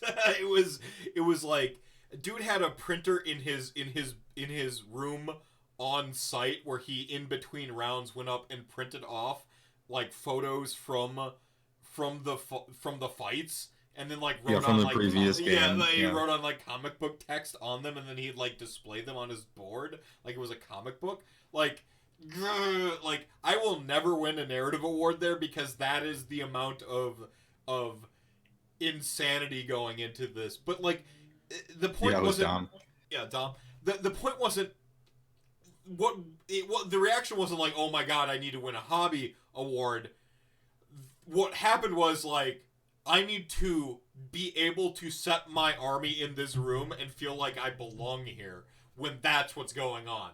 You know, like it was like, it's not even to win, it's to like, it's that like that first threshold is yourself. For me in everything. The thing that makes me good at competitions, the thing that makes me able to beat you in Street Fighter, Magic, The Gathering, like whatever it is because my first threshold is myself. I have to beat myself first and foremost. I can't let myself down. The type of person who just wants, you like to self-improve. Yes, exactly. And by the way, since Steve Herner is here, unfortunately I cut that part from the intro to Choose Your Army, because it was kind of like answering some negative thing and I wanted to be proactive, but I'm going to include it later. Like, there was this thing where I was talking about the difference between narrative and competitive and how those two are not distinct. And I mentioned specifically Herner's tournaments in that point that I'm making. Like, whether your army or the tournament is narrative has no impact on how competitive it is. Those are two different categories, and they can overlap and they cannot. And anyone who thinks that, oh, my army's bad, so I'm going to say it's a narrative army, like that cop-out, you know? That complete cop-out that basically shits on narrative players in a roundabout way that I don't like, that MWG does, that I don't appreciate. Like, I want the person who thinks that way to go to a Steve Herner event and get dunked on. Because even a reasonably competitive player, when they show up to Holy Havoc or Holy Wars their first year, they're going to get dunked on. And it's not even going to be from their opponent. The table's going to dunk on them. Yeah, you were not prepared for this. Well, that was what I liked the most. It's my favorite tournament, because everyone really is trying to win, and the competition is fierce, but they're trying to win in every way, and the table is even trying to win against you. And so you're trying to make your stuff look as cool as you imagine it to look, and then you have two opponents instead of one, the table and your opponent. Yeah, no, it's my favorite event too, and I missed Holy Wars, unfortunately. It just bought a house. We've talked about it already. Yeah, I couldn't go to Holy Wars. I got sick for a long time, and I stopped making videos, as people probably noticed. There was 2 months there where I didn't do anything. Just Mortal Kombat, Holy Hammer, Hearns wins. Like, it just like every time. No, but that's the thing, is like you go to this and I hate, and I just to underline what you just said, I hate using narrative as a cop-out for, like, I hate using narrative and casual as these terms to like just... Well, they're not synonymous. That's the mistake people are making, is they equate casual with narrative, and that's not necessarily the case. You simply need more information. There's nothing casual. It's like equating burger with cheap. Yeah. Like, yes, it's often true that burgers are cheap, but I've been to Gordon Ramsay's burger joint in Las Vegas, and brother, some burgers ain't cheap. right. Well, and that's just it. Is like, you can't say a single person in that room was quote unquote casual, because, like, are they casual with the amount of time they put into their damn army and their printing of the comic book and, you know, the evolving war chiefs? There's a lot of work that goes into making armies. It's not necessarily a casual endeavor. Right. I mean, it could be. Yeah. But Yeah, it's the production triangle then, right? Just like everything, the production triangle. You can do it fast, cheap, or good. Pick two. Mhm. And so if you can't work on it a huge amount of the time, and you can only work on it sparingly, well, then it's going to take you a long amount of time calendar-wise. Mhm. You can only work on it 2 or 3 hours a week. It's going to take you a year to build your army. And so even though you're casually working on it, you're casually working on it for a long time, like a year. So is that casual? I don't Yeah. know. Invested a year in it. I'd posit it's not. Like, and that's the kind of stuff that I see in Age of Sigmar. Is you see these labors of love, the army, and then there is a win condition, which Yeah, if you look across the table and you see that his 2,000 point army has 6 models and they're all Stonehorns, you know what he likes. yeah. Like, you like this. You like Stonehorns, sir. Well- This is a labor of love for you. Okay. Well, like I had this vision for my Beast of Chaos going to Holy Havoc, and like it did not meet. I borrowed models. Like it just I'm like, I need to bring it even more next time. And Ossiarch Bone Reapers came out. Yeah, I've been pouring myself into making these guys look great. Unfortunately, I haven't done a bunch of conversions, and I know I'm gonna get hit for that. Drink. I said Ossiarch Bone Reapers. Damn it. Like I'm like I need to, like, I don't have a Potemkin model right now. I need to. Like I need to like pour more of me into the army because I like the like default aesthetic, and I thought my color scheme was the interesting part. But like I need to go even further now. I know that. But Yeah, the delta for improvement on hobby is probably pretty interesting to look at as the TO of events that really push. They don't push that rules wise or anything. It's not like a forced thing. Their tournaments are so small, like you'll go if that's what you want to do, And this, the picture you can see behind Mephisto there, like I'm going to be completing this army by next holy event and try to get into it, right? And so, I'm perhaps some would say overdoing it on the conversions. And I mean that's a criticism, but what really needs to improve is my painting. I'm pretty good tactile and conversion wise because I've always found that very interesting. I guess I don't know. I played Legos when I was 5, and then that was it. Just all the way up. You're into But- it now. Yeah. But I got to improve my painting. Yeah. And so we're going. So, I mean, this is a great natural segue. I think we've talked a lot about the, just sort of picking an army and stuff like that. Conversion awards are not based on paint level. Ooh. Well, that makes sense. It's conversion, not painting, right? So Fair enough. fair enough. Yeah, fair enough. And I Well, heard... fuck getting better. No, I'm kidding. Damn it! I've been focusing on painting. Fuck. Getting better at painting, not converting. No. No, I got a lot of room to expand on painting, so I will be doing that just for my own benefit. Because I mean, if you make some amazing conversion and the painting sucks, that's a special kind of disappointment, isn't it? You know that feeling, right? When you're like, man, these conversions are so good, but oh man, the painting's just holding it back. You don't want to make people feel like that, So. Casual Hitman, you might be waiting a little bit because I'm gonna root it a little bit, but there's a quest. If you go back to the 7-hour episode of RantCast, the only one that will ever be recorded. I know it's called RantCast. It'll never happen again, unless you pay me tons of money down the line when I'm a total shill. But 7-hour RantCast will never be a thing again. I'm sorry. I'll do a New Year's episode again, but we're not going 7 hours. I'm sorry.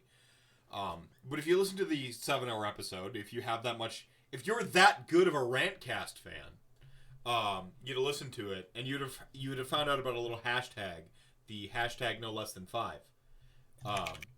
And so you might be waiting a little bit longer for IDK because Heywoah, I don't know, how do I put this? I know on Cantobot it's sad, but how do I put this? You've got a newer, more important quest. Look, here's the thing. So when I have free time, I have generally a choice to make. Do I work on a video with thousands of people are always after me to make because they like it. Yeah. And that's good. That's a good thing. Or do I work on like painting IDK or something? And so when I have time to work on something, it's always a choice between those two options. I could work on my army, or I could make videos that people like, and honestly, often wait too long to get to the next one, right? I don't put out content as often as everyone else is able to.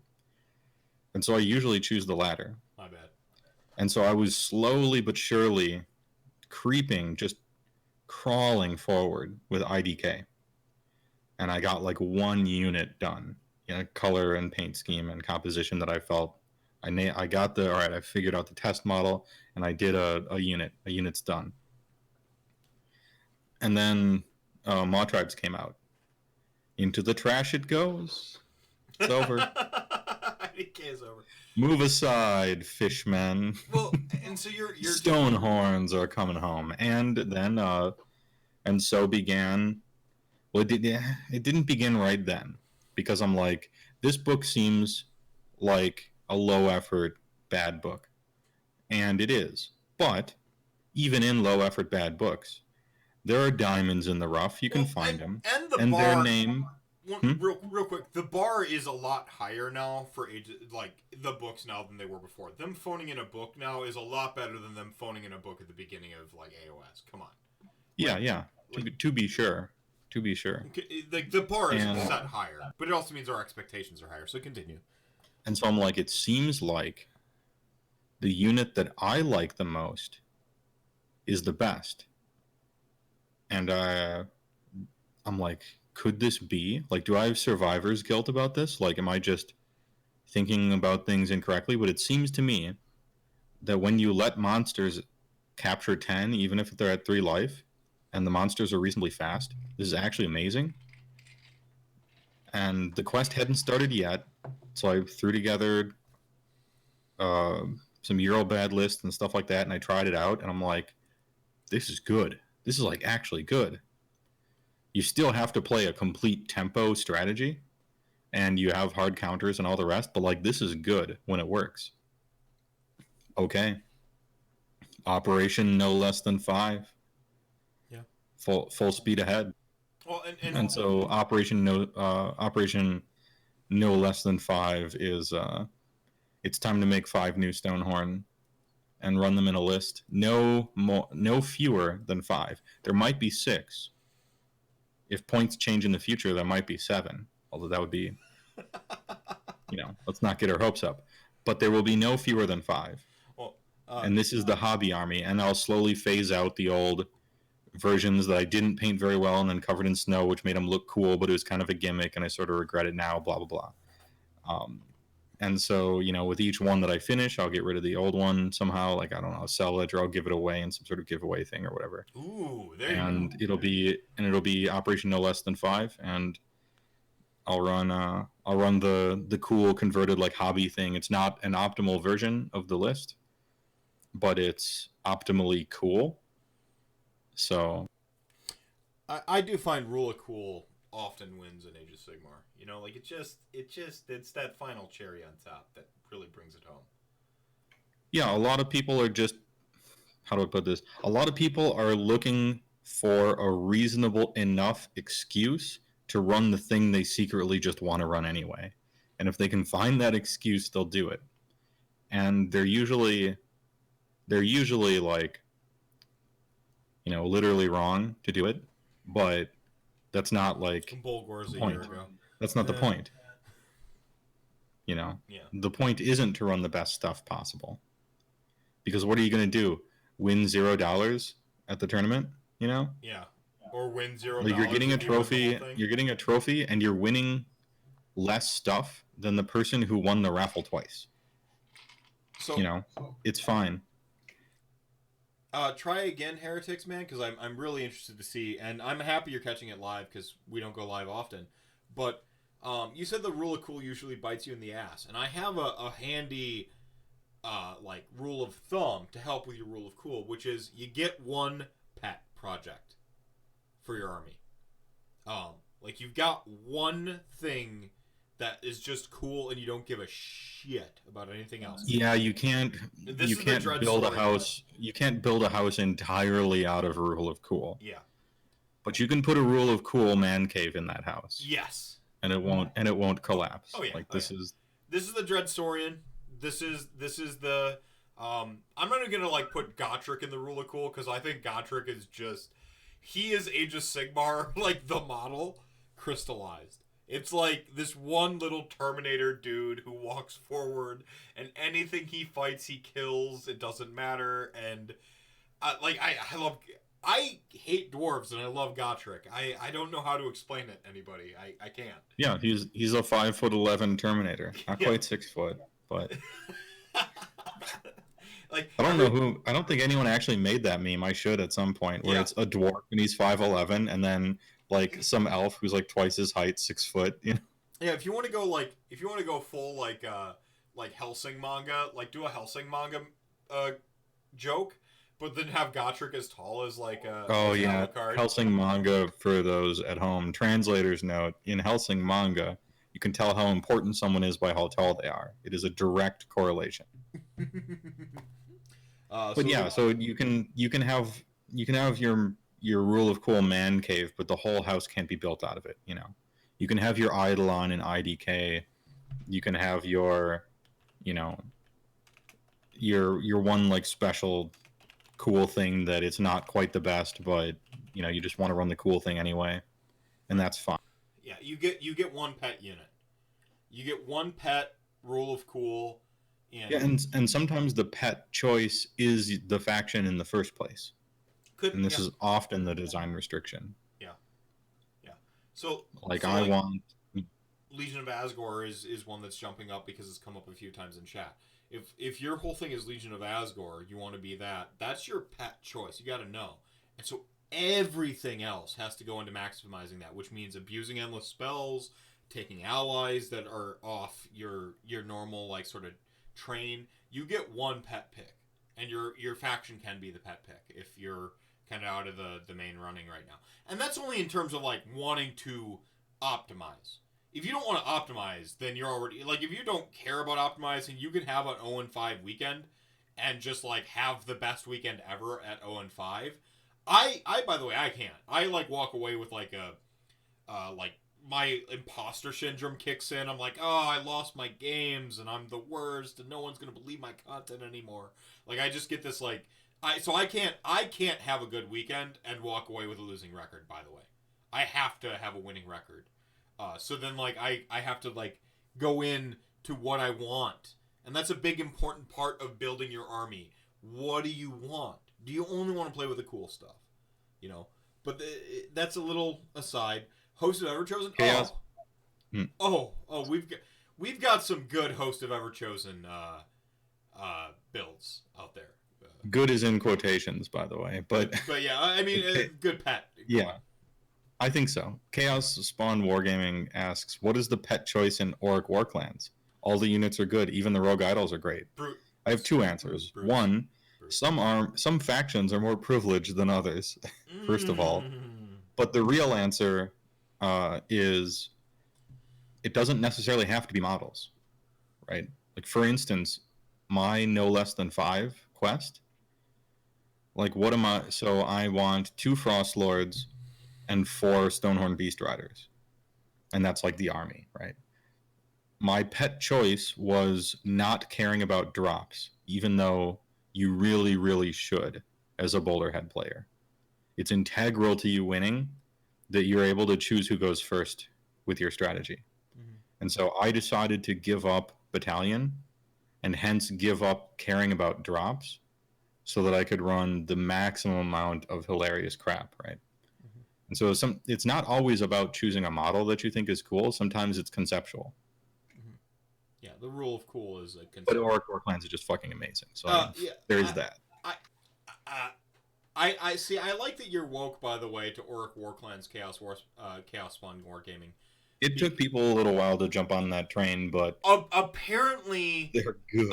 They're really good. apparently, it was already covered in one episode of The Honest Wargamer that they were the best thing ever back in November. So while everyone was ignoring them for, another 6 months, like it wasn't, it was already covered once, so, you can just retroactively go back to... he had bigger fish to fry, Yeah, he had to like go on and... the Petrifex Elite Menace, Zinch and stuff like that. No, Orc War or Clans... the real Menace, Yeah. Crematorium. Yeah, We're still suffering. We're still suffering under the burden. Yeah, under the burden of them. Orc War Clans it's a strong book with a lot of good builds, and it's going to keep being strong. I don't think it's oppressive. It's just it's so good. There's a lot of strong builds you can keep. It's the gift that keeps giving. Book. I think that it's got a little bit of the cities problem going on, where it's just you've got orc players. They love playing their things, forever. They stayed playing orcs through like the bad times, and they keep playing orcs. But if a spike walks up to war clans, there's a lot of tools to answer everything going on in this game right now. Spike can do some scary things with Orc War Clans, that's for sure. It's going to be a hard show to do War Clans. Cities of Sigmar was going to be a hard show when I was making it too, which is why one of the reasons I tackled it first. Besides it being like the perfect army to start the series on, because so much of Cities of Sigmar doubles as explaining the world, and so I could really wrap all that up. Like, if you're watching the video and you're new to the game, the best army to start with is Cities of Sigmar, because you get to talk about, in the first there was the Age of Myth and you had all these cities, and then Chaos took it. You can talk about the history of it, and you can talk about real places that are real things everywhere, stuff like that. And there are so many different sub-factions in there that are all basically good. Like, cities are basically just sub-factions for the most part. They're just kind of souped up sub-factions. But I'm not going to go over every sub-faction in detail in every faction focus, because you don't need to, because some of them are just like horrible, and I'm mostly just going to be talking about the ones that are playable, because somebody who doesn't care about like doing well or having fun, like why are they even watching a video about stuff? Just choose things that look cool, right? So, but with Orc War Clans, like, it's 3 giant armies that have a billion different builds you can do of all of them, and everything's kind of good and good efficient. Yeah, I'm just gonna have to talk about it for a long time. It's gonna be a big video. Well, I mean, I'm not shitting on War Clans, by the way. Again, orc players, hell yeah, you guys... No, it's awesome. Yeah, don't misunderstand. No, don't this misunderstand. Is sweet. This. Yeah, no, it's good. This is sweet. This is yeah. War Clans is awesome. You can build a Bone Splitter's army, and it's sweet. You can build Iron Jaws. You can build Great Wa, and that's awesome. You can do sweet things with all of them.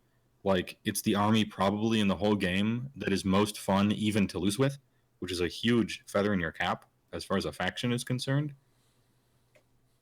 No, I need to caveat that a little better. Yeah, I thought it was. I needed to caveat that a little bit. Like, I'm not being mad at the War Clans book. If Seraphon hadn't come out, I would think it's the best book in Age of Sigmar right now, in terms of just like sheer volume of choice and viability. You don't have like an Ivory Host like Ossiarch Bone Reapers has, where like they have just like this garbage choice nobody will play, and if they play it, they lose automatically. Like, you don't really have that. Like, a little bit. You have an incredible amount of diversity in that book, as far as playstyle and lists. Yeah, incredible amount. You think of I should split it into 3? I don't want to split it into 3 videos, Jeremy. I will split. I'll take a video and split it into 3 parts, but I'm not going to go through. No, what I think you do videos while we're on your faction stuff, what you do is you make a mega episode. You build up to you have the mega episode that's the orc. Yeah, well, it'll be like the cities one where it's like 20 minutes long. Yeah, Yeah, you can pitch IDK in 15 minutes, right? Like, now you have a 30-minute episode for Orc War Clans or whatever. Yeah, most of the videos are going to be around 10 minutes long. It's just cities is double that because it's so huge. And Orc War Clans is probably going to be just as long. Yeah. It's just going to be a big video that's split into about 3 parts. But, like, we got to... Man, I wish tournaments were going on right now. I'm sorry, everybody. I didn't want to remind you that we don't have tournaments right now. Because we just watched, like, Great Wa just crushing it for like 4 straight tournaments, and I'm like, finally the orc players figured out that they're great again. Like they had finally figured it out. It was finally coming around to like moving off of the, oh, I have my list left over from the GHB buffs, or I have my list left over from pre-GHB. Because you got to keep in mind, what happened with IJ was they got a whole different army twice in like a 6 month period. Yeah. And remember when GHB came out and everyone loved the Iron Jaws rules, and they're like, just don't change this. It's perfect. And they changed every one of them. And then they spoiled the new book, and the Iron Jaws players were like, oh fuck. It was perfect. It was so fun, and now we're getting a new book, and and then they read it and they're like, oh, this didn't ruin everything. It's actually just awesome. It's even more fun now. Well, perfect. Like teleport, the 9-inch teleport where you can't fail the charge, like like that, and this actually. And you don't have to go for the alpha strike. No, that's the you real never do. awesome part about it. That's the best part. You can just teleport the thing away and just score the objective. Yeah, you can just play an objective game if you want. That's the difference between Boulderhead and Orc War Clans. Is Boulderhead has a real solid alpha, whether it be alpha strike or alpha pin strategy. Mm-hmm. But if for whatever reason, because of the battle plan or your opponent or whatever, if that can't be your strategy, fail some dice, then you're kind of screwed. Yeah. And you kind of know in setup usually. But for Orc War Clans, it doesn't have to be your strategy at all. You have an awesome alpha strike, and if you don't want to do it, okay. I'm still a badass melee army that can teleport. Like, it's okay. I can, they can play the long game if they want. They can go for the objectives with a good amount of bodies. It's just an arrow in their quiver. Yeah. Yeah. No, it's a cool. But they don't have any stone horns, so yeah. Unfortunately, they suck. Yeah, and that's it. They're not undead. It's too bad. If they were like zombie orcs. Maybe if they were vampire orcs. Yeah, oh, vampire orcs. you would like them. Yeah, I'd like them a lot. If only the orcs would ride Stonehorn instead of Gorgrante beam. Or like every army can be improved though. Nobody's perfect. Just put them on sword. Well, this comes back to that there's just a resonant aspect. But before we move on to like talking a little bit more ogres, because I do want ogres. I'm gonna call them ogres. Come on, I don't want to. Thick cavalry is always good. It's pronounced ogre, just like Aelf is pronounced elf. Yeah, it's ogre. It's ogre. But actually, Heretics had a question here early on, and I think he's really keyed in on something where like people were mad about Skaven, like early on, but it's like, oh, look at Skaven now, and they're just hashtag balanced. They kind of are, like the aggressive cost of like Grace here, but. I'll let you actually. He just wants the Heywoah, like sort of condensed pitch for Skaven, and this is going to give me enough time to duck out the room for a second. So you're going to talk about Skaven. All right. You're going to answer if his I'm question. supposed to, if I'm to pitch Skaven to someone, yeah. They have the playstyle of Cities of Sigmar, except they look cooler because they're rats and gas masks. You are a. Just like Cities of Sigmar, you're a combined arms, silver bullet, bandolier. Like, you have a bandolier of silver bullets, and that's all your units. Every unit in the Skaven book that people play with is a specialist. And that's very strong conceptually. Everyone has a job, and they all have weaknesses, and the weaknesses don't matter because they usually don't have anything to do with what job you really want the thing to do. And so your damage is the glassiest of glass cannons. Your ranged has the longest range and good rules, but they absolutely explode if anyone looks at them. But so just play them so that people don't look at them. Like, put clan rats in the way. Like, you have everybody is a specialist who is like an 11 out of 10 for what their job is supposed to do, and then just ones. It's sort of like if you were making a character in a game with stats, it'd be like you're making the fighter have an 18 strength, and you can just choose to make it 18, and then put 3s in like intelligence, because who cares? That's like Skaven units. Their spells are awesome. Their mechanics are awesome. You can overcharge stuff. So there's some risk reward there, but usually the rewards are just worth having a guy blow up sometimes because the effects are so good. You got teleports, you have strong magic, you have incredibly strong buffs, you have great ranged, and you have a bunch of different choices. Whatever type of ranged you need, you have. It's like, I want ranged, but I want it to be mortal wounds. Well, okay, you have warp lightning cannons. I want ranged, but I want it to be high rend. Okay, you have, what are they called? The sharpshooter weapon team with the 2 rats in it. I can't remember what they're called. But you have those guys. And if you're like, well, I want just a bucket of dice shooting. Jezzails, that's it. Jezzail. And if you want bucket of dice, okay, you have globe throwers who reroll hits and wounds and throw just a million globes at people and kill them that way. So you have like all the options of different types of jobs or roles that you would want in an army, and you just kind of pick and choose how you want to build your thing. You do have downsides, of course. For instance, because all of your units tend to have big risks and rewards, sometimes if you just roll ones, like your guys explode and nothing happens. But if you learn to love the humor of that, then it's fine.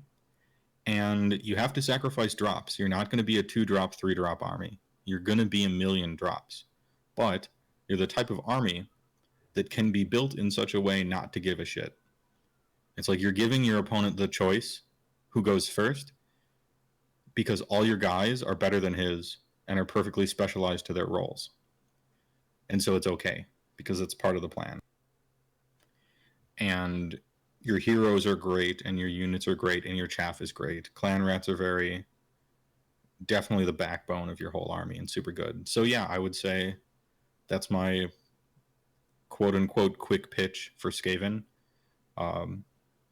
You give up low drops and choosing who goes first, but what you get in return is you're just checking boxes on a required unit roll list from top to bottom. Like, oh, I need a ranged, got it. I need a buff thing, got it. I need a teleport, got it. I need great chaff, got it. I need a glass cannon hammer unit, got it. I need a monster, got it. You're good. And you can lose because the wheels can fall off and the house of cards can collapse for various reasons. I mean, it's the same thing with Cities of Sigmar. These types of armies can fall apart when things don't go your way. So, you're not like invincible, no one can beat you. Like, their win percentage is actually pretty normal for the most part. It's just that you have all of the tools at your disposal to win if your strategy is good and things go well. And that's that. Well timed. And they look sweet. Well timed. Right now, like Seraphon have the thing where they're like a little bit of a like they have a small House of Cards thing going on. I think you've got these Cities of Sigmar and Skaven are both approaching archetypal categories where they just like at that sort of matchup level, they go, do I win or not? Like, just a little bit. Which is, I guess it's a magic way of looking at it. A little bit of an oversimplification because we do play in 3 dimensions and the table and the dice are always great equalizers. It's not like if you have Counterspell in hand, you stop the thing from going off. It's not that, like, focused, but... No, but your strategy is very strong, and as I was explaining, I mean, it kind of goes over what I was already talking to them about, to chat about. But you give up choosing who goes first, and the wheels can fall off your well-oiled machine, but all of your pieces are specialists and excel at the jobs they're supposed to do.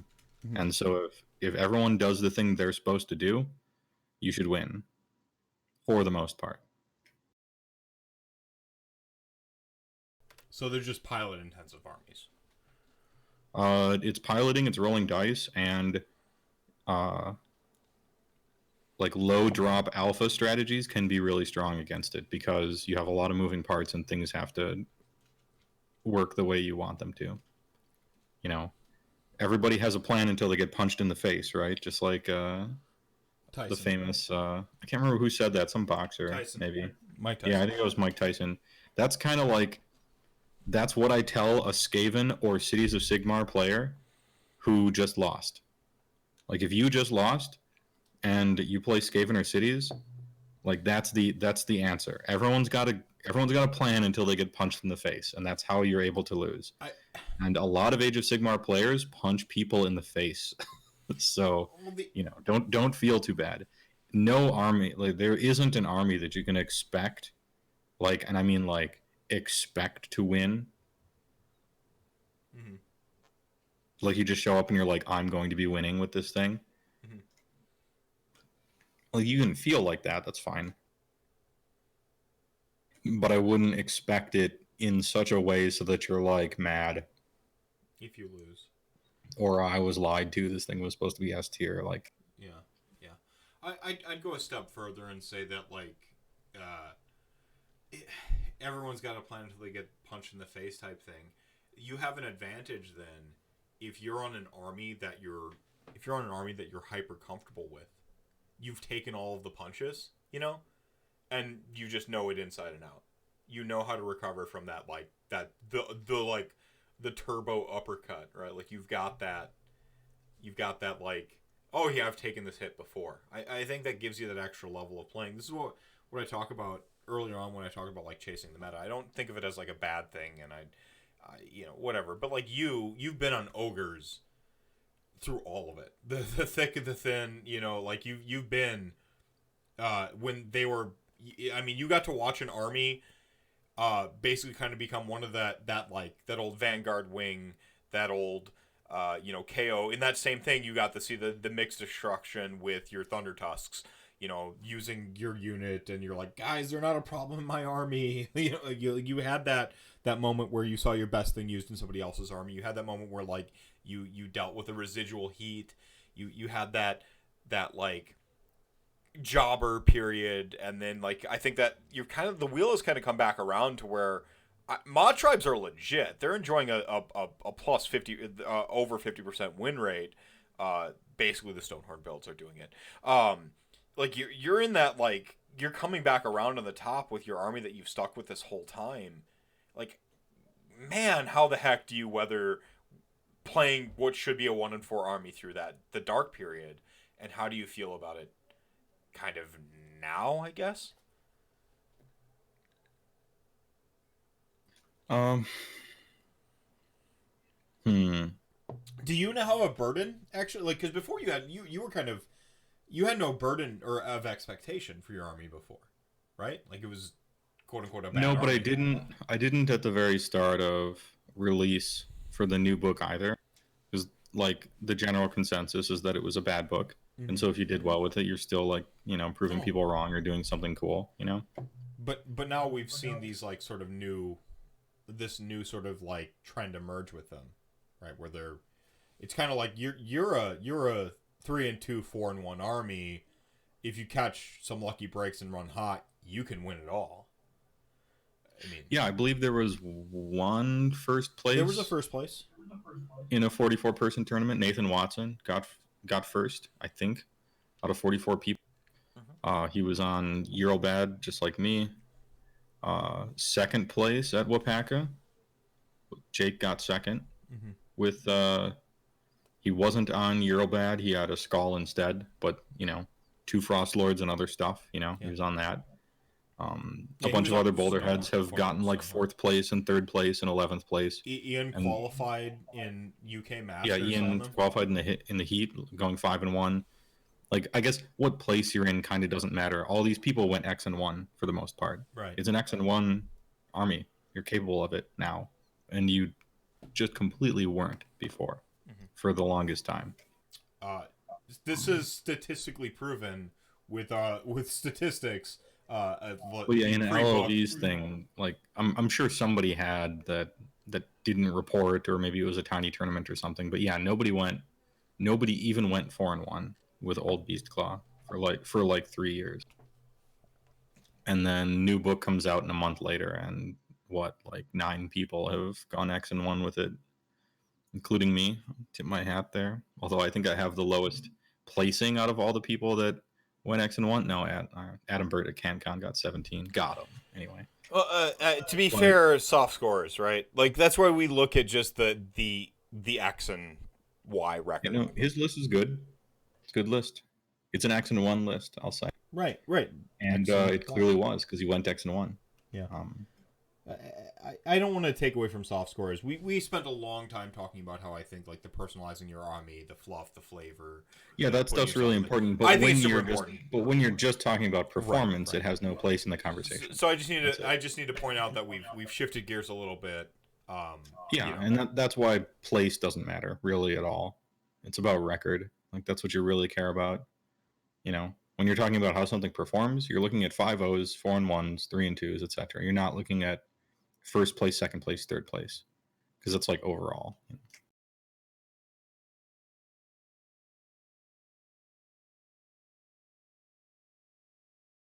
Yeah. So sorry, there's the dead air. I was responding to heretics here.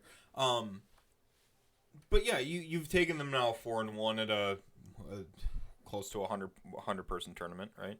Yeah, and I would have took them 5-0, except for if it weren't for those meddling kids, and by meddling kids I mean being sick for 2 months and then COVID coming out. But here's hoping. We'll see. One of these times, it's one of those armies where if you get lucky enough, you can go 5-0, but you probably don't deserve to be there necessarily. You know what I mean? It's one of those armies. You're fully capable of going 4-1. You need unreasonable amount of luck to go 5-0, which is nothing to complain about.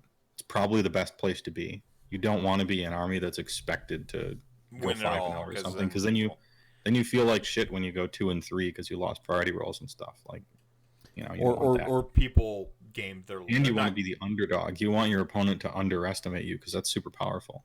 Right. You want your opponent to underestimate you, and you want your opponent not to know what your stuff does, because both of those are really strong. You know, those are really strong benefits to playing an army like this. Right. It does, and I'm still salty. Saurus are 90 points, and Storm Vermin are 120. But I will not quilt till the gap is closed, and my boss are 10 for 100. Fair enough. 12 Crushers done today. Thank you, RantCast. You're welcome. You're welcome, Frank. No, I Boys. No, I like I look at Mawtribes and I see it as an army that answers a couple of questions in the meta currently. and I feel like they have a danger of their book being thin once we move away from this meta. So that's my great concern, because I think they're great right now. Then again, gluttons inflate once we move away from high meta or high armor meta. It depends. There are some like they can move with the meta a little bit. Mm-hmm. There's room for that, you know. I think top table competition, they're going to get a little worse as time goes on, which is common. It's almost the norm. Yeah. For most armies. Yeah. Because top table competitors figure out what they don't know, or I'm not familiar with this army, or such and such, and they're like, well, I have a problem, my army can't deal with this, and so they start to tweak. Mm-hmm. And the meta starts to adapt, which is the meme, but it does happen. And, you know, when Boulderhead crashed out of the gates, you know, saying, here's 2 wounded Stonehorn Beast Riders on turn 4, and they both just retreat, and now I have 20 on the objective and I win the game, you're like, oh, okay. Like, 10 capturing monsters sounded good, but now that I'm seeing it happen in real time, it's way better than I thought. Mm-hmm. Says your opponent, and he probably won't fall for that again. And so as familiarity increases, you'll get fewer percentages of free wins happening, you know, which is just, that's how it works for all armies, really. Well, So they'll lose some points there, but they're uncommon enough that they're not going to shift the needle in any way on the metagame as a whole. No. Like, no. people are trying to solve the problem of great armor and Hearthguard, but like OBR armor and Hearthguard Berserkers and, Zinch foam, and it's like they're trying to solve the big flashy like person who gets top 3 all the time. Real quick, if I can, those are 3 different types of resilience going on. Like and that's why you can't solve all the problems. Right. You have to choose. Yeah. But that's what makes metagames interesting. If it was all the same problem, well, then it would be easy and it'd get solved. Yeah. But as we go back, remember what I was talking about Skaven, luckily they have 3 different answers to any one problem, and so they get to pick and choose who they want to lose against the least. And there you go. Well, this is what But as I was saying about Boulderhead, like, it's just not a big enough thing for the meta to notice it in any reasonable way. Like, nobody's building their army to beat Boulderhead so that it doesn't lose to Boulderhead, so it doesn't lose to like Yorlbad Boulderhead. Some people are because their local scene maybe has 3 Beast Club players or something like that. But I'm talking like you're going to Adepticon. When you're thinking about the final tweaks of your list, you're not like, oh, but Stonehorn, maybe I should change this. You're not. Well, And that means that's a great thing for Boulderhead and Mawtribes players. Because if people wanted to beat Mawtribes, your stuff is flawed enough that if people started adapting to you specifically, you could never win. You're just not good enough. But because you're not good enough, nobody finds it worth doing that. well, this is So I guess chicken or the egg. But this is that Johnny spike, right? Where you go, what are the best decks in the meta in Magic the Gathering? And you go, oh, like Miracles, Reanimator, whatever. And then you're like, wait, I want to build the deck that beats both of them, but nobody knows about right now. And then you play Cloud Post. it's like, this is the deck to beat. And then the second best deck to beat is the deck that beats that but loses to some other stuff. And so you're like, I need to figure out what beats both of those. And then I can win. Mm-hmm. And then somebody else is like, I'm going to just beat the second and the third and dodge the first or something. And you have all these like theories that's about the meta. metagame, which are The very metagame. interesting. And I can, Super love metagame. I'll do it. It's been parts of shows before. Maybe I'll do a show on it. I don't know. What needs to happen, I'm going to throw this out here right now, is Vince Venturella needs to pull both of us on for a meta discussion episode. Because he had me on for a meta discussion once, and he's had you on for the psychographic profiles once. But like, they need to combine our powers and have like the Omni meta discussion episode. Because but have it be a meta discussion. Ooh, so we're talking about Like- something else, and then like And so people think that he had a typo on his Warhammer Weekly YouTube title for the show. And it's like, Heywoah and Mr. Meth talk about meta, right? And the whole time, we never talk about actual tiers or who's winning or what armies are good and what ones are going to be good. We don't talk about any of that. We just talk about the concept of metagames and how they evolve. yes, So it's just a meta discussion about metas, and everyone gets trolled. 100%. Yeah, I'm But for it's it. still interesting, and so they stay instead of get upset. Well, it's Vince Venturella, so they stay. Like, no, it's that's the thing is like I think right now in Age of Sigmar speaking of Vince, when he basically coined the fat middle. I think he started to prime people for this understanding of like a meta in a broader sense that Age of Sigmar hasn't dealt with before, because it really was a game of, you had the 2 busted armies and then you had everybody else. Like, you really had that, like, that have and have not sort of meta before. I look at a top 10 at any tournament right now. Yeah, and AOS has a massive jungle. Oh, huge- it's huge. An impossibly huge jungle. In Magic the Gathering, the jungle is something that if you have any buys going into the tournament, you have to worry about the jungle for 1 round. Mhm. And then you just don't care. In AOS, you're in the jungle until undefeated last round, probably. You're in the jungle till day 2. Last day 2 two. rounds. Day 2. Day 2. Yeah. You're undefeated day 2, like you're finally out of the jungle at that point. Yep. And so you really have to give a shit about it. Yeah. You can't just put it out of your head. Like in Magic, it's like if I'm in the jungle, I'm doing poorly enough that I should drop anyway. And so they don't need to think about it really, for the most part, with deck construction. I mean, I guess they do if they have no buys and they're flying to a tournament. But if you have no buys and it's a 15-round tournament, don't buy that ticket. Don't buy that plane ticket. Well, and that's the other part of it is like the jungle still wins in Age of Sigmar pretty consistently. Like you have just this. It's such a thick jungle you got to fight through. Yeah, you're in the jungle for a long time because people are choosing factions based on how awesome they think they look, and then they're trying to optimize after that. Yeah, And because of that, you get a whole plethora of 7% of the meta, times 50, and that's just everybody. And so you have to really care about that. well, You can't overreact to trying to solve the best or beat the top guys because you have some night haunt, you have some like Legion of Grief night haunt thing, and it's like, okay, I figured out a way to just I can't lose to the top 3 and I'm good. And then you show up to the tournament and you're on Bone Splitter's man who chose Ghostface Killers, and they just pierce Rend and you're dead. Yeah. And then the next round you play against that one Gutbusters dude who's like, I showed up with 36 gluttons. Nice ethereal, bro. I don't even have Rend. And you're just like, who are these people? What are they doing? Yeah. Like beating you. Yeah, and on top of that, you have the battle plan and the dice. Again, Magic, you've got the draw, but the draw is actually rather normalized because it's only 60 cards and the numbers are pretty static. The dice will always the dice are in every decision in Age of Sigmar. Every decision. It's not just I look at my 7 cards of like known outcomes and then draw a card and then make decisions. Yeah, in Magic, your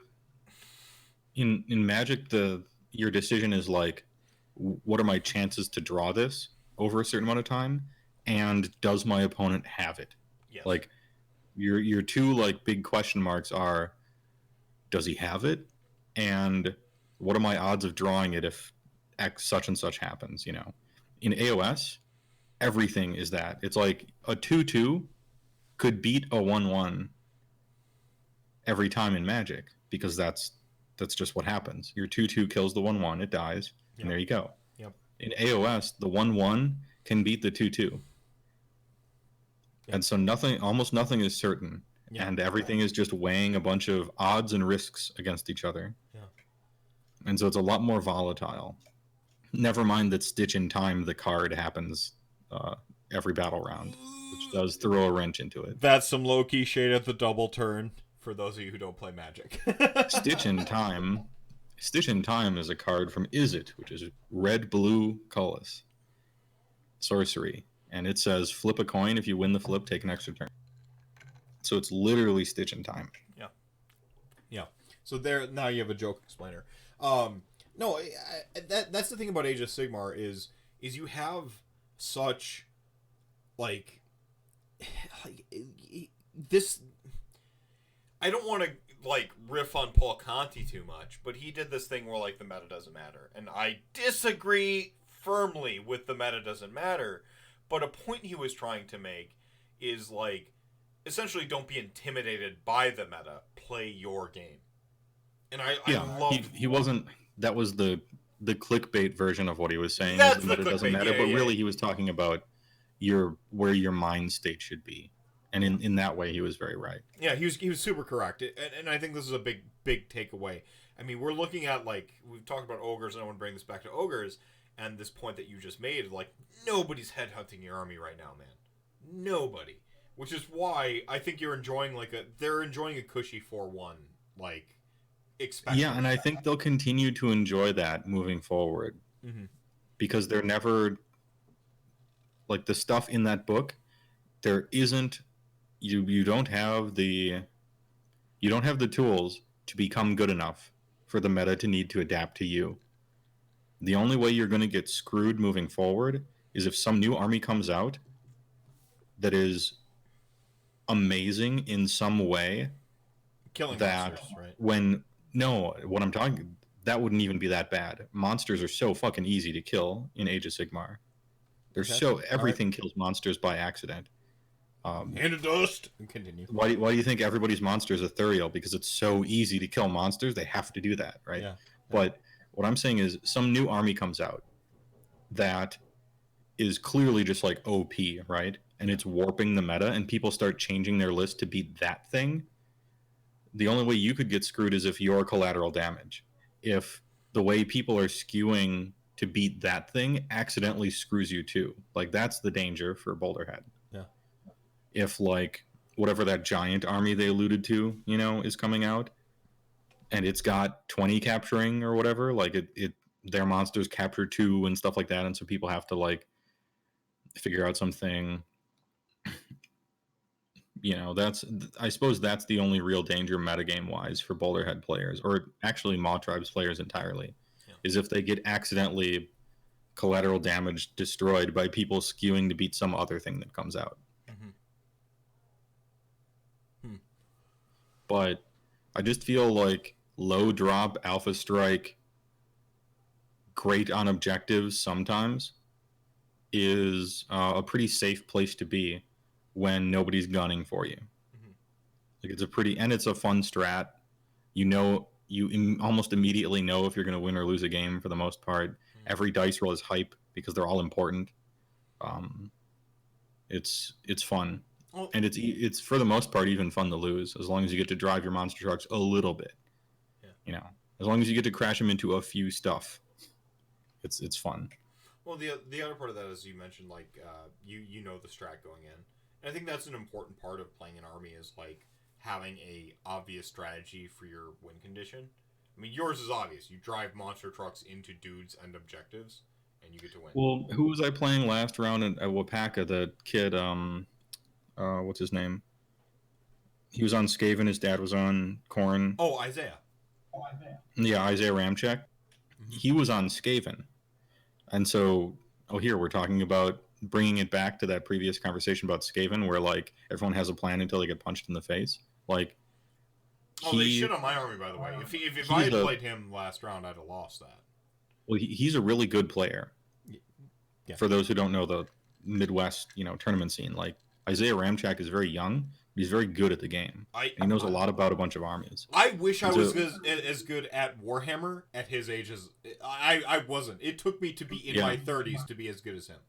Like, if I was that good that young, I would be smashing people in their mouth every day right now and not even thinking second. Like, and so it was a game where he knew exactly what he had to do to beat me. And I've played against Skaven a whole lot, just as a player. Same. And so I knew exactly what I had to do against Skaven in order to beat them. And it required him to get unlucky in at least, like, 1 or 2 critical moments very early on. Like, he had to get unlucky, and those are my lines to victory. And he failed a spellcasting roll that was critical and had to do his backup teleport, because they have 2. But that allowed, and then this is where the wheels can kind of come off sometimes with Skaven. Like, because he had to do the backup thing, because this thing didn't work, it meant that I could possibly, like, get to this place if I rolled a high charge, and then I could get that in there, and, and then it came down to the turn 2 priority, and I won for the double turn, and it was just, like, dismantled the machine the machine that's supposed to, you push the button and you win. Like, I dismantled the machine because 2 things went wrong. And that can happen. And we talked about it after the game, and we're both good, and we're both really knowledgeable about the game. And he's like, yeah, I just needed I needed that spell not to fail, and I needed priority, And I'm like, yeah, I needed your spell to fail, and I needed to win priority, so I played to that, and then it happened. Like, yep, all right, good game. Like, we both just immediately knew. Like, when we were deploying, we both, if we were interviewed, we would just both say the same thing. Like, yeah, I'm deploying this way because my path to victory is for his X thing to go wrong, and then this X thing to go right for me. And I think it's my only way to win. And then if they interviewed him, it would be like, I don't think he can win this unless this goes wrong and this goes wrong. And then, it did. And there you go. Well, and that's the other thing is, like, Age of Sigmar just doesn't have those guarantees the way that, like... No, but you have to play to them. Yes. And, like, understanding what they are and playing to them is important. Like, getting to the level where you know them. Getting to the level where you know them is a person who isn't familiar with Skaven might not have known that you need, that you need like your chaff units behind your front lines because they have to guard warp holes, or gnaw holes, sorry. So that they can't teleport them. So you need your chaff like behind you for the most part to guard those things. And there's certain critical like linchpin things you have to get rid of, whether that be like Stonehorns crashing in there or like shooting them out of the way. Like you have to know stuff about Skaven to be able to beat it for the most part. But I suppose that's like kind of correct for most armies, but it's especially important for ones that are kind of a big machine. Yes. Like of With big interactions, like Cities, Tzeentch, and Cities, Skaven and stuff like that. Yeah. Is that if you don't know exactly what they're doing, it's so hard to on the fly come up with a way to take something apart. Right. KO is in this category right now too. Like that's the part where I think we're a little bit as a community too hasty to react to the math hammer and the like if the theory and the salamanders and how much shooting and they can lay upon my army with the salamanders. If you get like caught up in the math hammer aspect of it, you lose sight of the whole army and what it's trying to do, and they only have the one teleport to do that, and they can only answer the I one see problem. a unit that's with those salamanders. I see a unit that does pretty good damage and then dies to a counterattack from full. Yeah. From anything. Right. Like, to me, that's like you kill my something and then I charge it with Beast Riders and they're all dead. I'm like, okay. I had a similar probably a little too glass in that cannon, but it's a good cannon and you have a teleport. And So you you can put it right where you need it. Yep. And so Seraphon is a box of, it's a box of scalpels. It's not hammers. It's not hatchets. It's a whole bunch of scalpels that you can put in, slide into the perfect place, and then maybe get priority, so they're not punished for that. Maybe not. And then stealing those wins. I had this like my great moment of dissonance in this game where I was preaching have patience, let the meta develop. I'm not saying the meta will react and the meta will fix it. That's the meme version of it. I'm saying like really like you can math hammer a bunch of shit and completely bury the lead on how it actually works in the game. Like, Math Hammer tends to assume maximum frontage of units and stuff like that. And it's, Jeremy Cooper, who I just had on my on yesterday, he said one of my favorite sentences of all time when people were talking about Plague Monks, previous Plague Monks in the War Scrolls. The thing we were already talking about because he was building Skaven at the time is like, the problem with Plague Monks wasn't the Math Hammer. It was the time invested in performing the math. Like, that was always the problem. It was never the amount of damage they dealt. It was never the amount of damage they dealt. And we had this conversation, and he said one of my favorite sentences ever is, I've never lost to Plague Monks. He just, the sentence, and this is pre, like, Plague Monks FAQ that happened in the winter. I've never lost to Plague Monks. And what he went on to, like, sort of espouse was that, like, yeah, Plague Monks do all this shit in perfect Math Hammer universe. He's like, I've never let them perfectly Math Hammer me. Like, that's not how it plays on the table. There's terrain, you charging, you move your dudes, you wheel them, you hit the thin side, you do all this stuff. He's like, I've never lost to Plague Monks. And it was this moment for me that like, I have been saying things that try to explain that moment. And that, like, crystallized it. Where it's like, yep. I've never lost to Math Hammer. I've simply, like, you had this one time. I've done the Math Hammer, my 40 skeletons, double piling in with Van Hells and exploding blads and stuff like that. Oh, yeah. I'm like, I've never gotten the full 40 skeletons in to attack somebody. You'd think, when you're just napkin mathing it, they're on 25 mil bases with 2-inch reach. Like, surely you get all 40 in all the time. Yeah. No. Very rare. The only time that ever happened with your army is when I was playing it. Yeah. Once. And my opponent made a grievous error to allow it to happen. Yeah.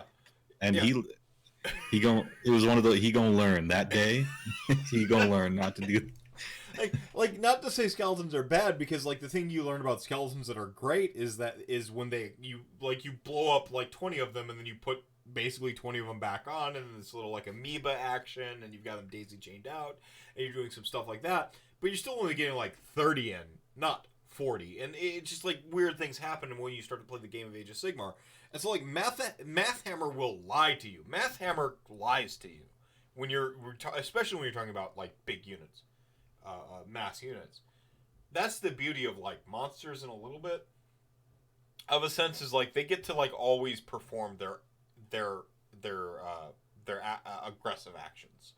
Like they tend to get to do their thing.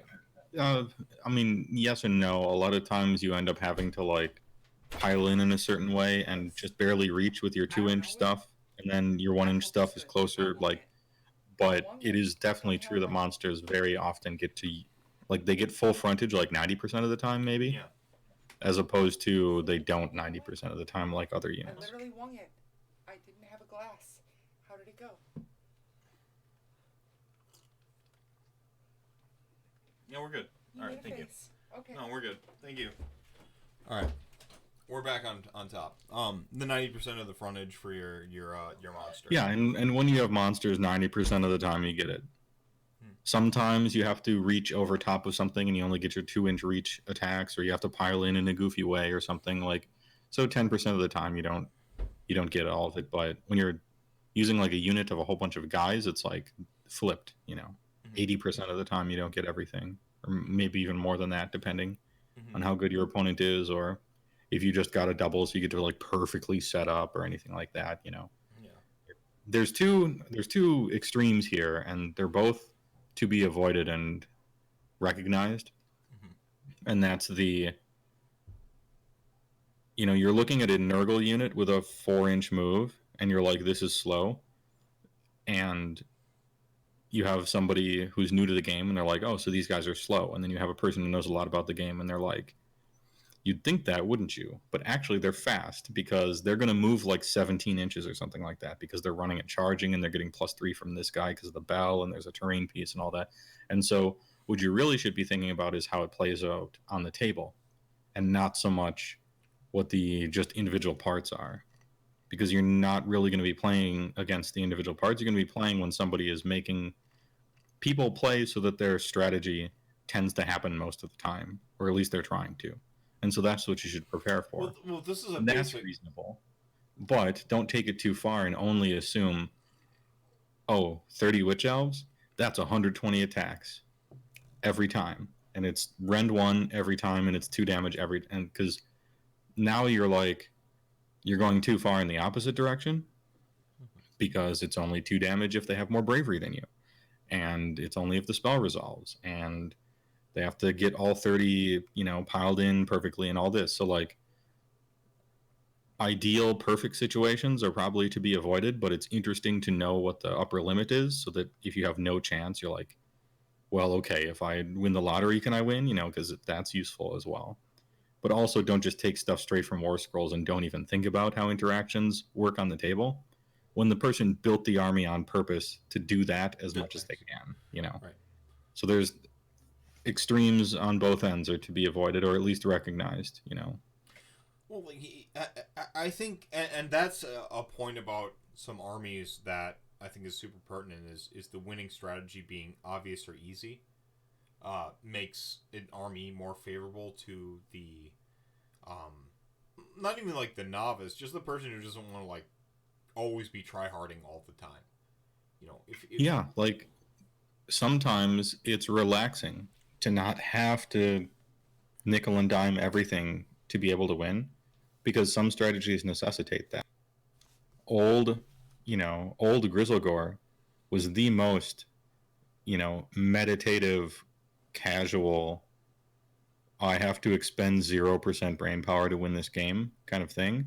And a lot of people hated that, and they weren't wrong, but it is nice to be able to have an army that you don't have to like become mentally tired after playing 2 rounds of, you know what I mean? Yeah. Like there's a value in giving yourself a break from stuff like that. Yeah. I know that day 1 I'm on autopilot, and then day 2 I started to think the army. Yeah. Yeah. And if I was playing Gloomspite Gits, I would be like mentally exhausted after the 3rd round. And arms, right? You're just moving stuff. moving 200 guys every You're single physically. turn. I mean, I can't imagine what it's like to only move 5 models a game or 6 models a game. Yeah, I have back problems. I have bad back problems and back injuries, and I can't be hunched over moving 200 guys more than 5 times a game for 5 games. I can't do it. Dude, I had the greatest thing about OCR Bone Reapers for me, take a drink, was that I got to do exactly what I wanted to do with Legion of Nagash, but with 50 models instead of 100 models. Like, I'm just like, you're right, I do only want to move 50 of these guys.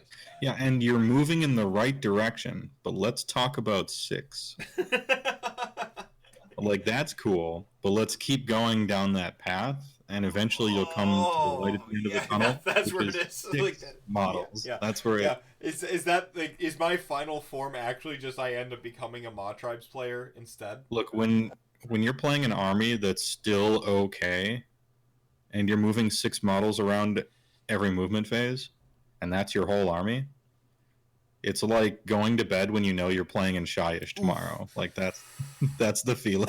The sweetest, it's Ulgu, and it's the sweetest sleep I've ever had. It's Ugu, that's right. It's Ulgu. It's Ulgu. Going into having Umbral Spell Portal and going to sleep tomorrow, or going to sleep knowing I have Ulgu plus Umbral Spell Portal. Just like, I've had chronic insomnia since I was 14, by the way. So there's types of insomnia.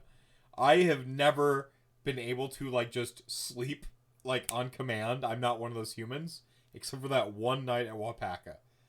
Yeah, there's something about tomorrow morning, your first round is in Ulgu, and you have a spell portal, and you just attained inner peace, and even your subconscious knew you were going to win. Like, Yeah. it knew.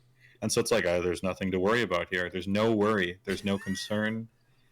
It's time to just... it's time for your phone to go into sleep mode and just charge, because there's no concern at all. Yeah. Woke up in a dream-like, hyper-focused, like trance-like state, and then it was just round 2, and like, did you win round 1? Yeah. And you're like, yes. Yeah. I couldn't tell you what happened because I wasn't even using my whole brain. No. But yes, of course I won. It was Ulgu. Zulgu, and I had spell portal plus Nagash. No, sorry, Mr. Whitick, Garage Hammer, dude. You hadn't achieved inner peace for that game, even though we had Age of Sigmar, the musical, going on the whole time. No, like, there's something to be said for, like, the mental fatigue of Age of Sigmar, because you're making, like, constant decisions, and I think that ogres give a break to the mental game a little bit, because the strategy to win is pretty straightforward, and the objective play is alleviated somewhat. Not entirely. Yeah, you don't have a lot of mechanical decisions to make, but your decisions carry a high amount of repercussions. Yes. Because you don't. Yes, 100%. Like, because you don't have a teleport and you don't have any good prayers and your spells are mostly just buffs, and, like, your train piece doesn't do anything, and, like, because you're so simple, it means you can't get out of jail. Like, you don't have any get out of jail free cards. So you have very few paths to victory, and if you stray from the path or something goes wrong, you're, like, instantly dumpstered because of it. Like, if you know, in your hero phase, you roll a die if you're still in combat to see if someone takes a D3 mortal wounds, which you're almost never still in combat. So your hero phase is just like, I get a command point, okay, time to move. And if you move wrong, you just lose the whole game. There's no, like, well, I can, teleport this thing later, or get this guy over here, or heal this thing in a reasonable way, or, well, okay, that didn't work, but I still have this. It's like, no, you lost. That was your one shot. Your one shot was the Skaven player not getting that teleport roll, and your strategy you're making charges and stuff. And if you didn't know to go after those guys with your move originally, then even on the double, you weren't going to get anywhere, and the clan rats surround you, and you lose the game. And so you don't have a ton of like mechanical decisions to make, but the the punishment for failure is high. So there's a real like sort of a almost like a paradox of like the skill ceiling to skill floor. Like the army looks like it has a pretty low skill floor coming into it, but to truly execute well at a high level, like you got to hit that ceiling is up there. The mechanical floor is the same as the ceiling. It's just the same. Like there's nothing for you to do really besides remember your rules. Mm-hmm. It's not about choosing which spell to go here and which command ability to use there. There's just, it's the floor. There aren't many decisions to make like that. But the execution and nuts and bolts of the game is super high. It's like it's like how drafting. Is this the fundamentals army? Is this the fundamentals army? It's a fundamentals. I don't know if it's a fundamentals army actually, because kind of you could say that fundamentals are sort of like all of the playing in all the phases. Maybe I'm not sure, but I was gonna liken it to limited, and that is kind of the same point. So maybe I agree. But like limited and drafting is the most pure type of Magic. It's meat and potatoes, nuts and bolts. If I may interject, combat math, creature math, life total math, card advantage. Like it's super basic and principles like that. Drafting though starts at the list building. Draft is you have to and show even in list building, it's the most nuts and bolts, like classic meat and potatoes, where you need. But then limited, you can hand me a deck if I'm a great pilot. I don't need to know anything about the building. You know what I'm saying? For limited, you mean? Yeah, limited, you hand me a deck and I just pilot it well. Oh, like so you draft and somebody else builds it, or somebody else drafted and built it and then gives it to you? Yeah, gives it to me. Like I feel like they're and then from that point on, you're doing super classic, basic Magic stuff. Fundamentals. Like you're playing dudes, you're figuring out combat math, you're thinking about life totals and tempo and just stuff like that. It's pretty basic, but a lot of people struggle with that because they jump ahead to combos and interactions, and I only need 13 land because of this, and this. Win and cons. I do this combo and I push button and I win with the combo. Yeah, win cons. Yeah, they're all focused on or, win con. I play Ugin and they can't deal with Ugin, so I just win, so I just need to cast Ugin and who cares? And they attacked me for 8, and then they attacked me for 11, and I'm not dead. And I cast Ugin and I just win, and it's fine. Like, you don't have to worry about all that basic stuff. Mm-hmm. And so a lot of players struggle in limited and don't do so well when they're not good at the fundamentals. And so in that respect, if you're just talking about like pure movement, target priority, and keeping focused on scoring points and like the path to like fundamental victory in AOS, then an army like Boulderhead is pretty much that. Okay, so this is. Do you think that this could be a total I'm just totally bullshitting, but do you think that like in some way Mawtribes or ogres, Beastclaw Raiders appealed to your Magic sensibilities because it is kind of like quintessential?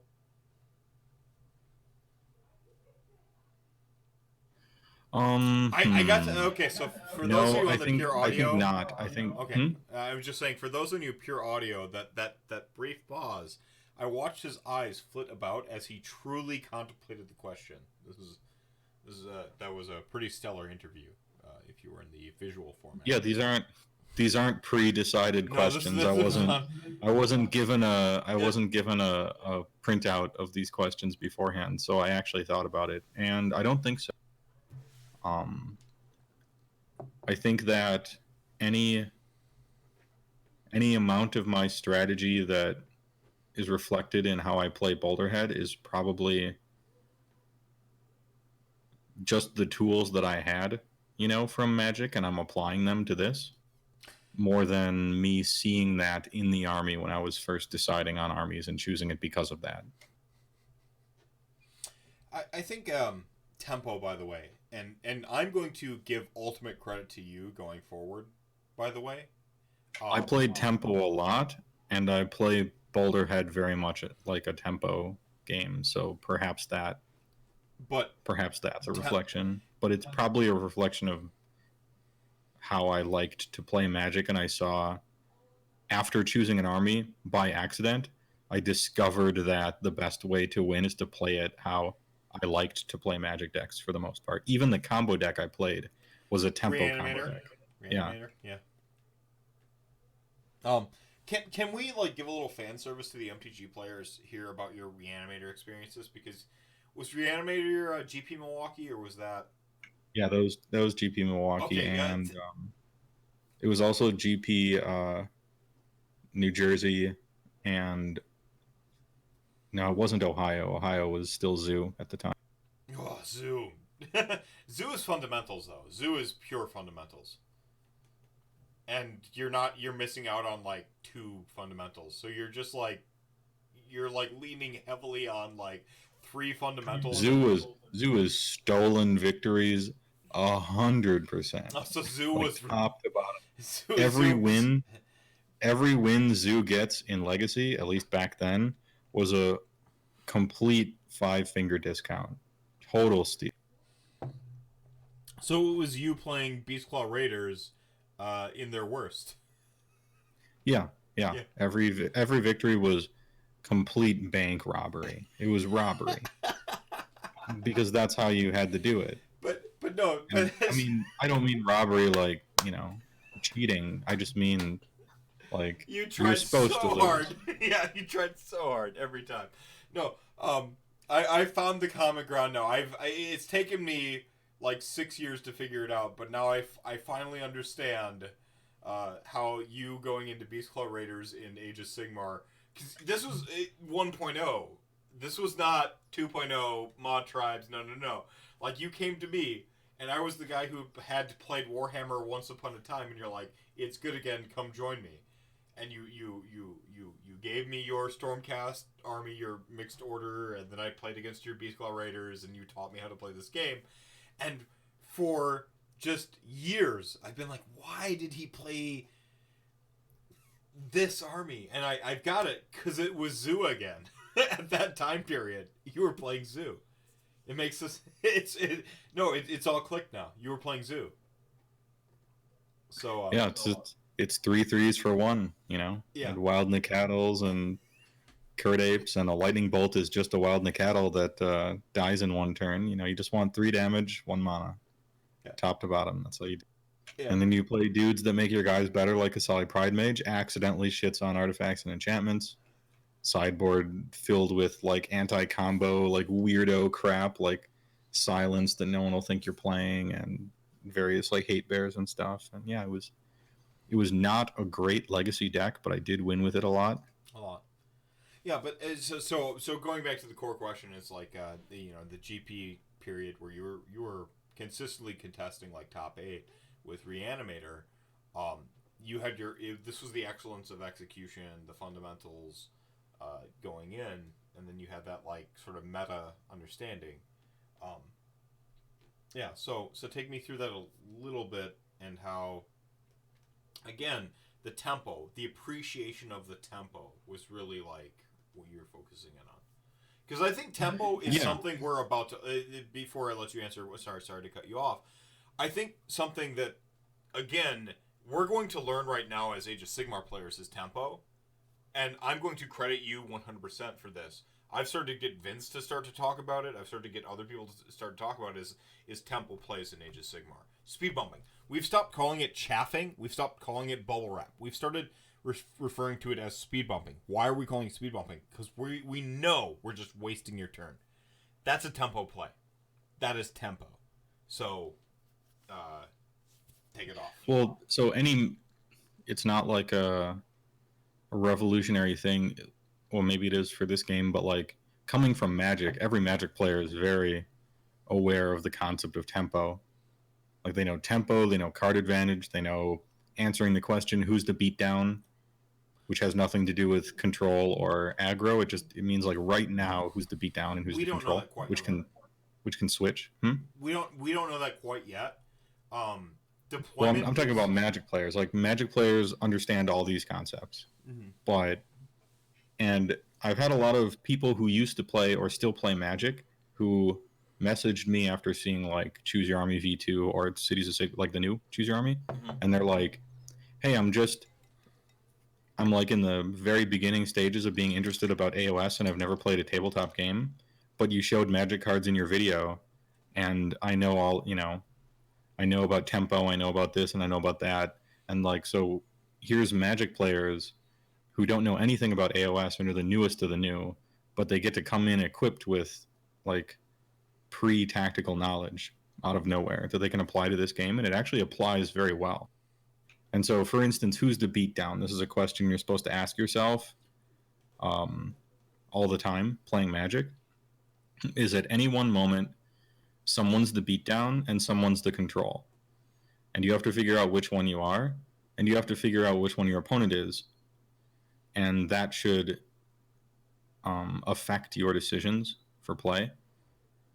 And it doesn't have to do with if you're a control deck or an aggro deck, because it could be that the aggro deck has no cards in hand and 5 lands and no creatures and no nothing.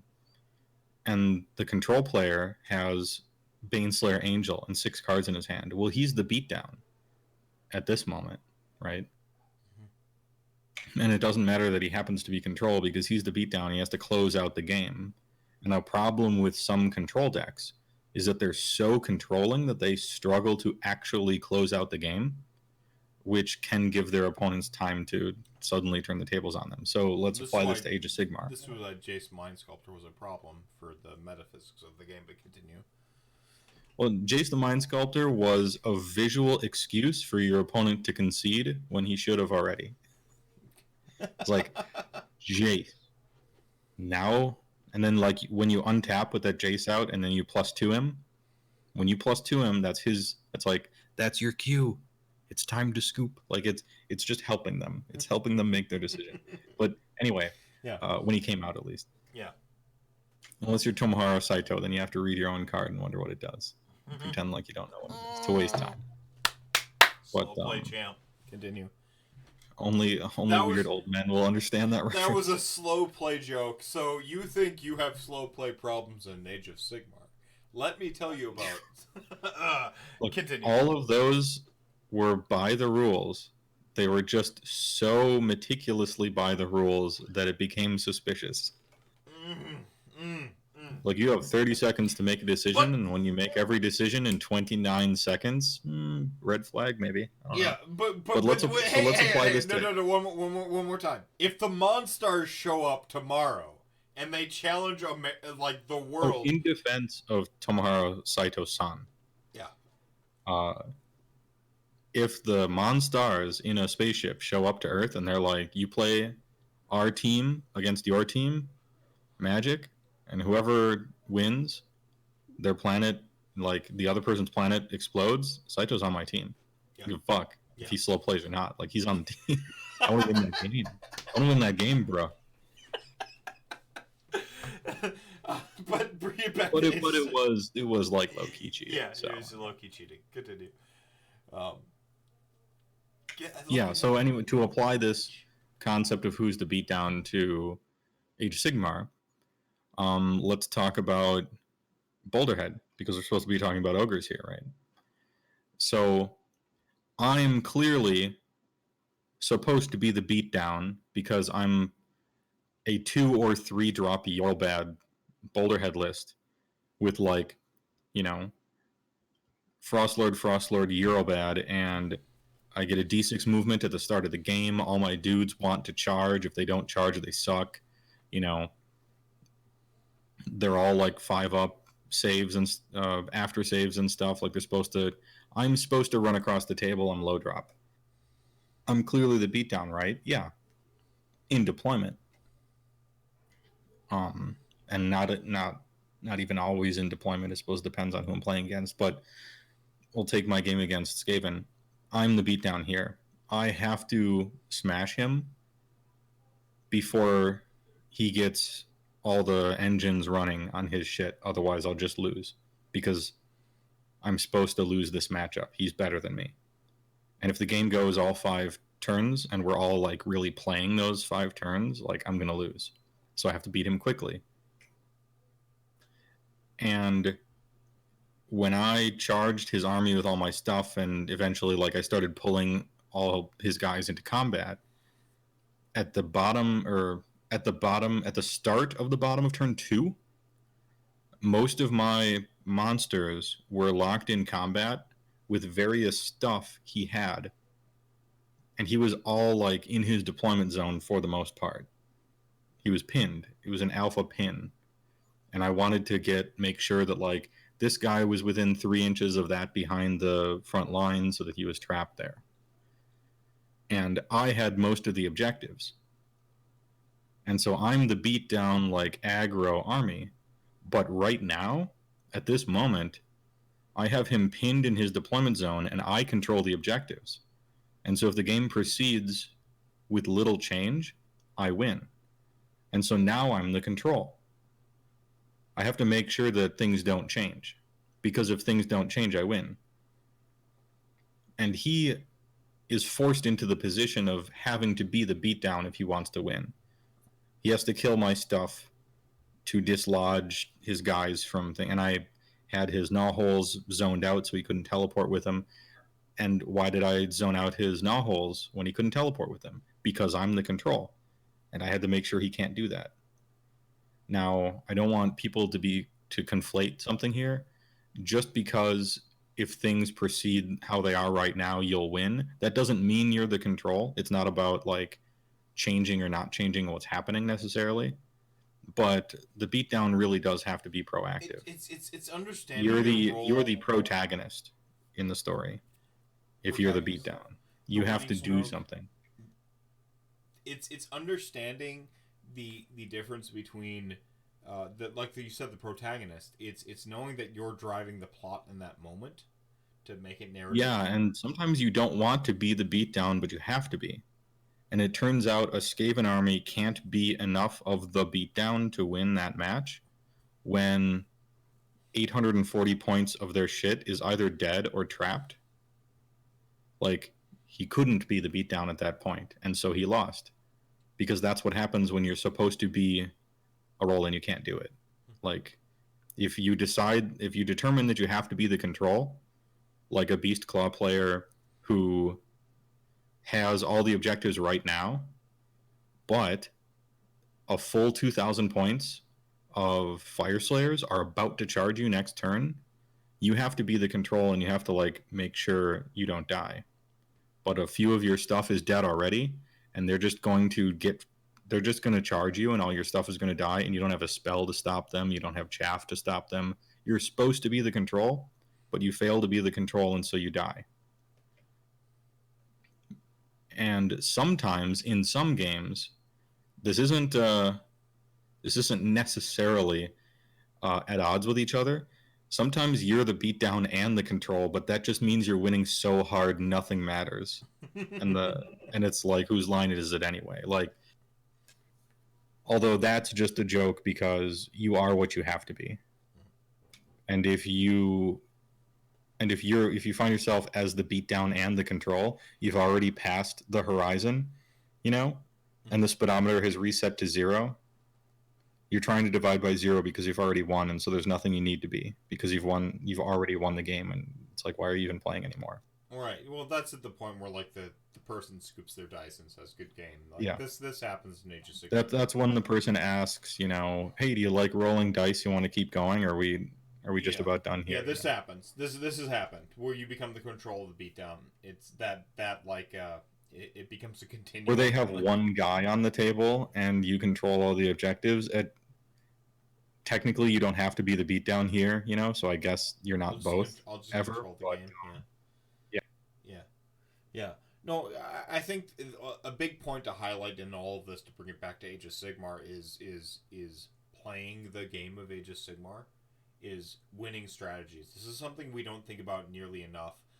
Andrew Yells, who's been on my channel a couple times now, has a different term for it from chess that he's derived, and like it's not a win stroke is a video game a video game terminology. I don't remember his terminology for chess, but like having a win stroke, having a win con, a win condition for your army, like that's something that Magic the Gathering decks have in abundance. A winning strategy, a win condition.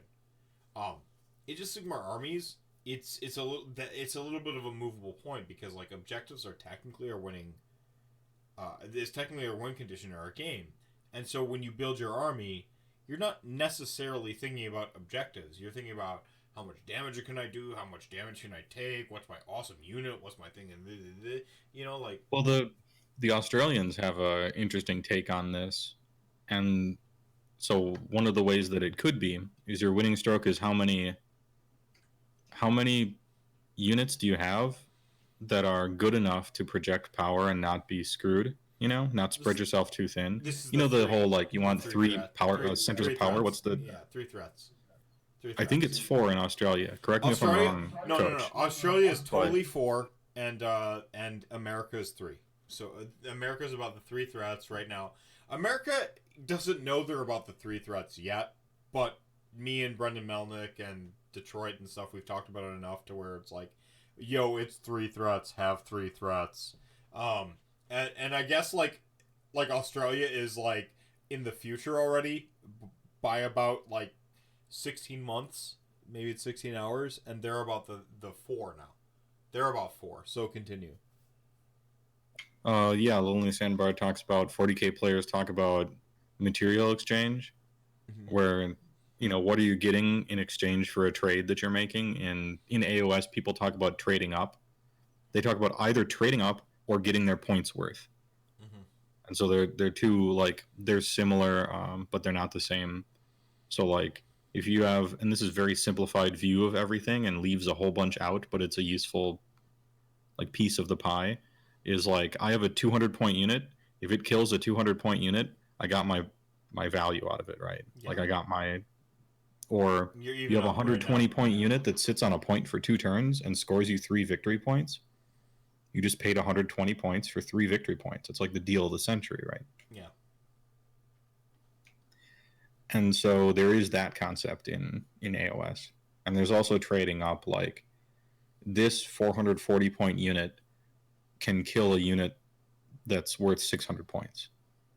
And so you get to trade up, like it punches above its weight class, in other words.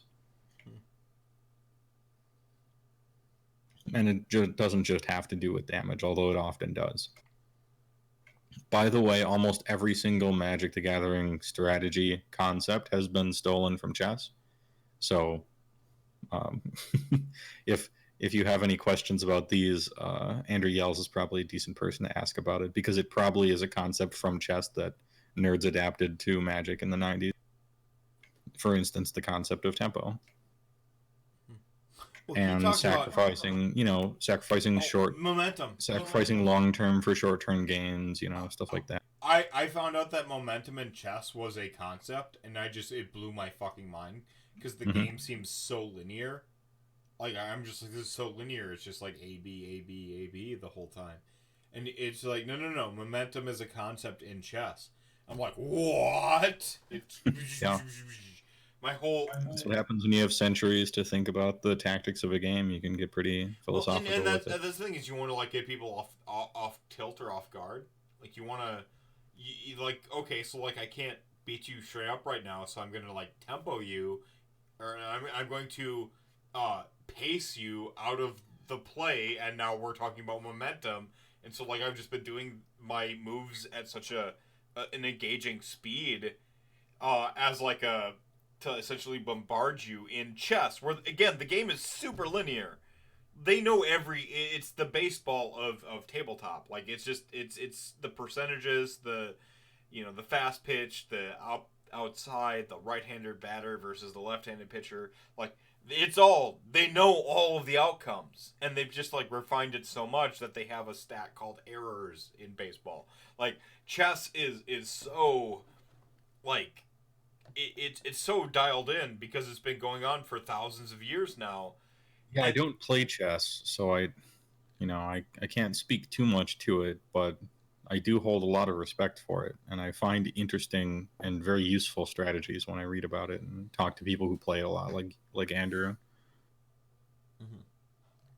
Yeah, but like yeah, bringing it back, like to find out that like a momentum was a concept, not even tempo, momentum, like where you're taking pieces off at a pace, and Yeah, then there's super momentum in AOS, like depending on your battle plan. Like just think about a battle plan where if you sit on a point, you score a point per turn you've been there. Mhm. Like people call it people call it snowballing. Yeah, snowballing, but yeah, that's a momentum. surely play. that's momentum. You Yeah, have that's a to. momentum play. It's like ironically momentum because there's literally no movement. You're not supposed to move. You're supposed to be stationary, but it's still momentum because your opponent has to dislodge you from that point, or you're going to win. Well, and that's where perspective comes back into it. You know how many yeah, places of arcane power. I talk about this battle plan a lot with the armies I play. I play like 2 heroes on places of arcane power, and I just put like Nagash on the center point, and everyone I've ever played just goes, "Fuck that point. We'll go play for these other 2." And I go, "Okay, you've conceded this middle one."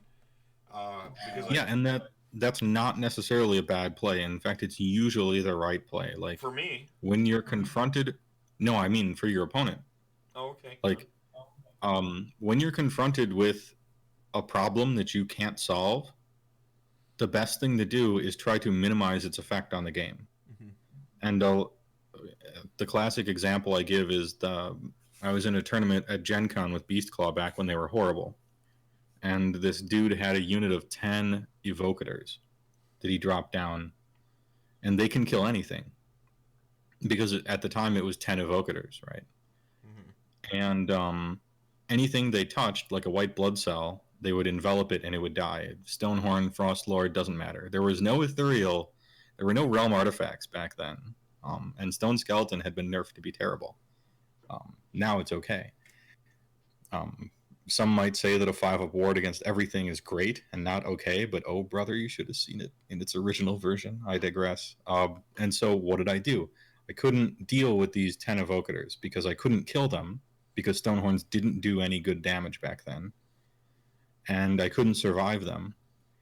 But their movement is 5. And my movement was 18 functionally because you can run and charge. And so I just ran away from it the whole game and focused on scoring objectives and just moved physically away from it. And they could never catch me. They could only move 5. And so they needed like 11s to charge to ever do anything. And so what that evocator unit did was it dropped from the sky and killed a beast rider. And then it slowly moved in a giant circle like the pirates chasing the lost boys on the island forever. And then the game was over and it did nothing. And I won on point. And so if you can't beat it, find a way to minimize its effect on the game. And sometimes that means literally just running away from it. yeah. Well, But what it really was finding out its weakness, which is moving slow. If its weakness wasn't moving slow, maybe you do something like feed it chaff over and over, wasting its time killing puds and not scoring points. Yeah, or like when I played against Archaon back when Beast Claw were terrible still, I just gave up the point like your opponent gave up his point when you had Nagash on it. Yeah, Nagash. And I'm like, here's 700 points sitting on an objective for the whole game. I have you have an objective over there with Archaon for 700 points or whatever, and you're scoring the same amount of points I'm scoring with my objective, and I have 2 Frost Sabers on mine. I'm paying 80 points to get the same amount of victory points that you're paying 700, and you can't move him off because he's a melee hero.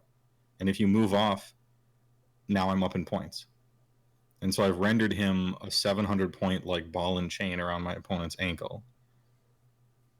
And the entire rest of my army could fight half of his army because half of it was stranded doing nothing. Now, Nagash has spells he can cast and stuff, so you're better at that. And you chose a center objective.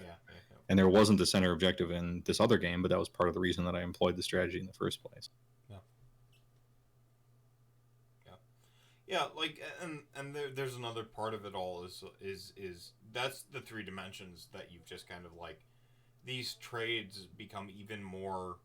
This is like more galaxy brain from Magic. Like in a sense, like Magic is super refined. It's becoming chess in the moves you can make. But Age of Sigmar has these 3-dimensional trades where you're trading 80 points for 500 or 700. Like you're going 80 points for 700. Checkmate, buddy. Like you can't move off that point because my whole army is going to deploy and move around this. I just, it's part of what I love about Age of Sigmar is because we're kind of playing in this like these 3 dimensions. Yeah, and list building wise for people watching, like that's why it's important to think about how you're going to deploy this army in real life when you're building it, and like what your initial plans are going to be. And so like it might be cool to have a 600 point unkillable anvil be your home base. What do you call it? You know, the point on your side of the table where the thing is just supposed to sit there forever. But if it's too good and too immune to damage and too expensive, your opponent is going to make a quick calculation in his head, and at a certain breaking point, and it's different for armies and different for people, they're going to decide, nah, that can just chill there. You know, that 640 point unit plus the 120 point hero babysitting it can just score that point the whole game, and you get that many victory points. Like they're yours. You paid like 750 for them. Like, okay, and they're just not going to try to attack it. And if that unit like doesn't do anything else, it's like, are you really getting what you paid for there? If it's a 600 point unit that like has a 30-inch gun or something, like, oh, now it's getting you those points, but it's affecting the game, right? And so like your home base unit, if it has ranged or if it has spells or if it can do something else, that's really useful if you've eclipsed the value that your opponent is willing to even put anything against it, because otherwise then it's just going to sit there and rot. Yeah. But, you know, on the other hand, if you put nothing there, or like 120 points of 5 liberators or something, your opponent's going to like ambush some Beast of Chaos shitheads in there and just move them 3 inches away and score the point. Yeah, 4 inches. Now what have you done? We gotta be outside of 3. We gotta be outside of 3. 3.1, yeah. Yeah. And so, you know, it's a balancing act. It's a balancing act. You gotta think about this stuff. I feel like not enough do, which is why we're doing this episode in a small part. The game is super robust, played in 3 dimensions. Yeah, and some people just want to smash. Yeah. And they just can't be asked to care about the nuts and bolts. And I'm not lamenting that. That's nothing fine. against them. No. Not lamenting it either. If you just want to drive Battleship Potemkin here onto a deployment because you can't play the game, but like look at how majestic he is. But if you just want to like drive your monster trucks around the table and like smash stuff and not think about it, awesome. Our game lets you do that. Some people just want to play 3 mock rushes, and they actually just want to roll out combats with those dudes and have them like smash crap. Mm-hmm. And the minutia about pylons and distances and caring about this and reading what every battle plan does before you go to the tournament or any of that. Ugh, dude, I'm trying to eat a bratwurst over here and roll some attacks with the weapon, with the 2 axes that I gave names. Oh yeah, get that. Cool. Yeah, get that. So that's not a dig. That's just like a different people have fun in different ways, and I'm putting that into my videos, sort of observation. It's not like it's not a bad thing. I think your videos, for what it's worth, and I know you're my bro, and everyone's gonna think I'm like too elite being subjective here, but I think your videos do a great job of quantifying the subjective and the objective, without like phoning it in or being like needlessly positive, and you're not in that toxic positivity thing where you're like, oh yeah, dude, go play Tamrikin's Horde. You know, like you're not doing garbage like that. Just play what you like. Yeah, just play what you like. It'll all It'll be even fine, out. dude. Like, Yeah, there's a certain amount of positivity that when you get too positive, it becomes lying. yeah, You know, yeah, and it's helpful to avoid that. I pushed back against that a lot early on in my content because that's what there was. There was so much early on in Age of Sigmar. There was so much positivity that it became toxic positivity, where you were just like lying to people about stuff. yeah. You know, like here's the worst faction in the game, and the worst units of the worst faction in the game. Like, you should do that. It'll be awesome. Like, and if anyone ever beats you, just call them a whack douchebag who only cares about winning and complain about them on the internet, you know, like with a bunch of like low key passive aggressive bullshit. So like there was a ton of toxic positivity going on with that. Like anyone who was trying to play optimally or improve their play skill, right? Or play Or, against like, himself, which is something I do. A lot. or win at a game with victory conditions. Yeah. You know, like those people were like tournament obsessed like douchebags who only cared about winning. And it's like, you know, and so I pushed back against that, and a lot of my stuff was like, you know, sort of like an answer to that, I guess. Yeah, yeah, yeah. On the flip side, I also think you've brought some levity to. We talked about it early on here is like having the pet unit and but don't like lie to yourself when you know that the, you know, yeah, well you've got a smile there, but like don't like when go into it knowing what you want out of this game, and You know, just be aware of yourself, be aware of why you're making choices, and you know, like, you know, you chose Eurobad even though Eurobad's probably better because you wanted your combats to be more fun. for Right. those of you who don't And- know, that's the EBAD versus JBAD. Yeah, EBAD versus JBAD. EBAD makes your combats do the damage you feel like they should They get the extra mortals. if you're lucky, and Eurobad helps your main strategy, which is Alpha Pin, but all you're fighting besides the Frost Lords are like, I don't know, man, you know. And so you chose EBAD because you wanted to have a little more fun in combats, and then you get that game where if you had another D6 move with your guys, you would have Alpha Pinned them, but you didn't, and so you didn't, and you lost. You're like, well, you know, I chose more fun in combats, and I had fun in combats in 4 of the games, and so like this is what I get, and I had fun in those games, and so yeah, I made that choice. It's cool. This is what, you know, this is what happens. This brings me to one of the big points you said really early on in your primer for your new launch of episodes, which is the fun is in the aggregate. I've never heard a content creator put it so succinctly or so. Oh, the balance is in the aggregate. It's not in. I think my sentence was balance is in the aggregate. Whatever happens in any one particular game is nutty. Perfect recall on your sentence, by the way. Thank you so much. This interview hasn't been primed. I caught him off guard with questions that he had to like think about, and we watched his eyes roll around. Yeah, yeah, exactly that. There's a fun in the aggregate. But continue on your angle, please. I think I was talking about the double turn in that one. I was talking about random priority, which is what the game I know has. you were talking about the random priority, but I feel like that can be ballooned out into a Yeah, tournament. it definitely or can. I was just giving it a context. But yeah, this can be expanded out past that, and it reigns true. Like, you know, when you zoom in, a lot of the game can be very polarizing because that's what it means to have winners and losers, right? Right. And a living matter right now. This is something I think Age of Sigmar hasn't had to deal with lately. Is the notion that we've had 2 great armies that just kill everybody.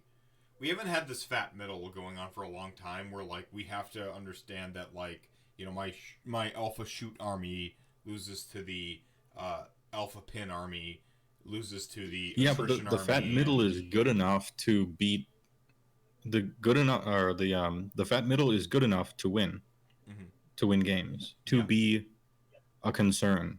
Yeah. Right. Another way of thinking about the concept of the fat middle, which is what people have started calling it, is that the water level has risen and there aren't armies that are just terrible. Jobbers. And they're Pure really, I jobbers. have to impress this on new people to the game. People who have approached the game in the last 1 or even 2 years.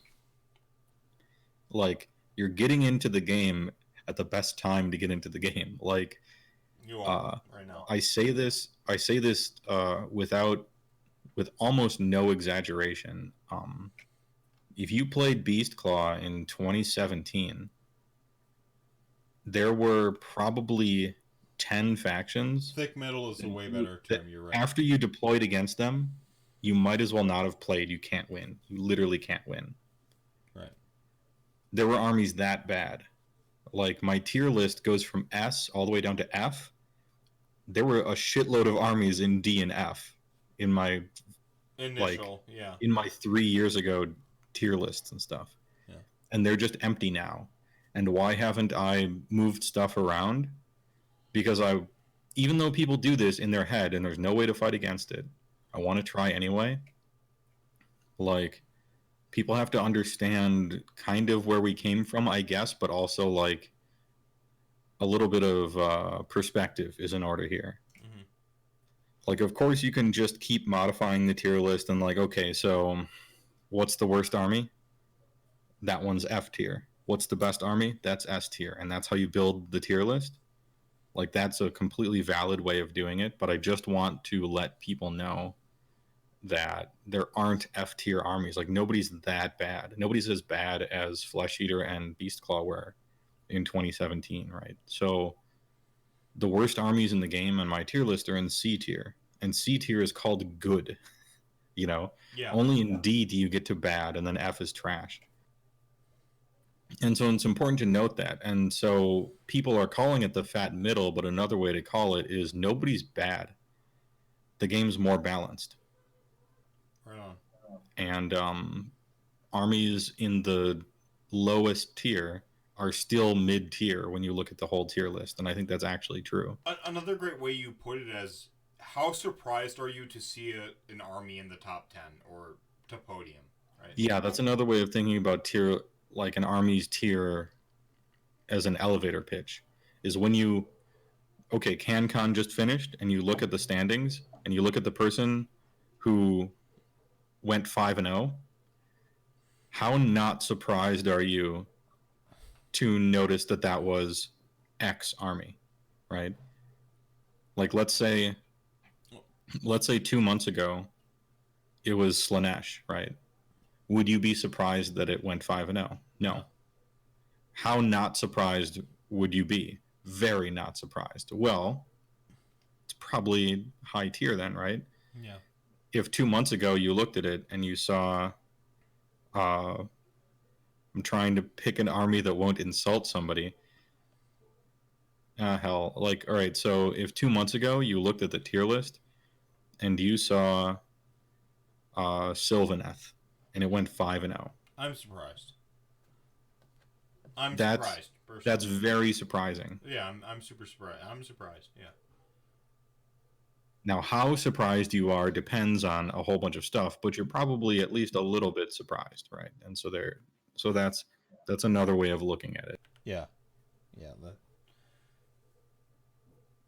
That. Or to keep it on ogres, if you look at 9th place at Sheffield Slaughter and James Boots' list with 24 lead belchers in it, Gross. So go on.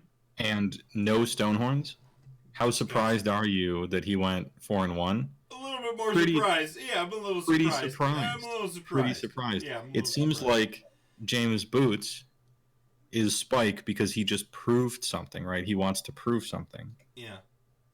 Now, he used a concept that I talked about way earlier about, winning deployment and putting a whole bunch of speed bumps in people's ways and, blah, blah, blah. Tempo like, strats.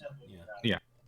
Tempo, by the way, remember this moment, everybody. Tempo is something you need to learn about in the Game of Ages. Not to, like, I'm trying to say this. I'm explaining why this happened. I'm not diminishing his result. So understand that.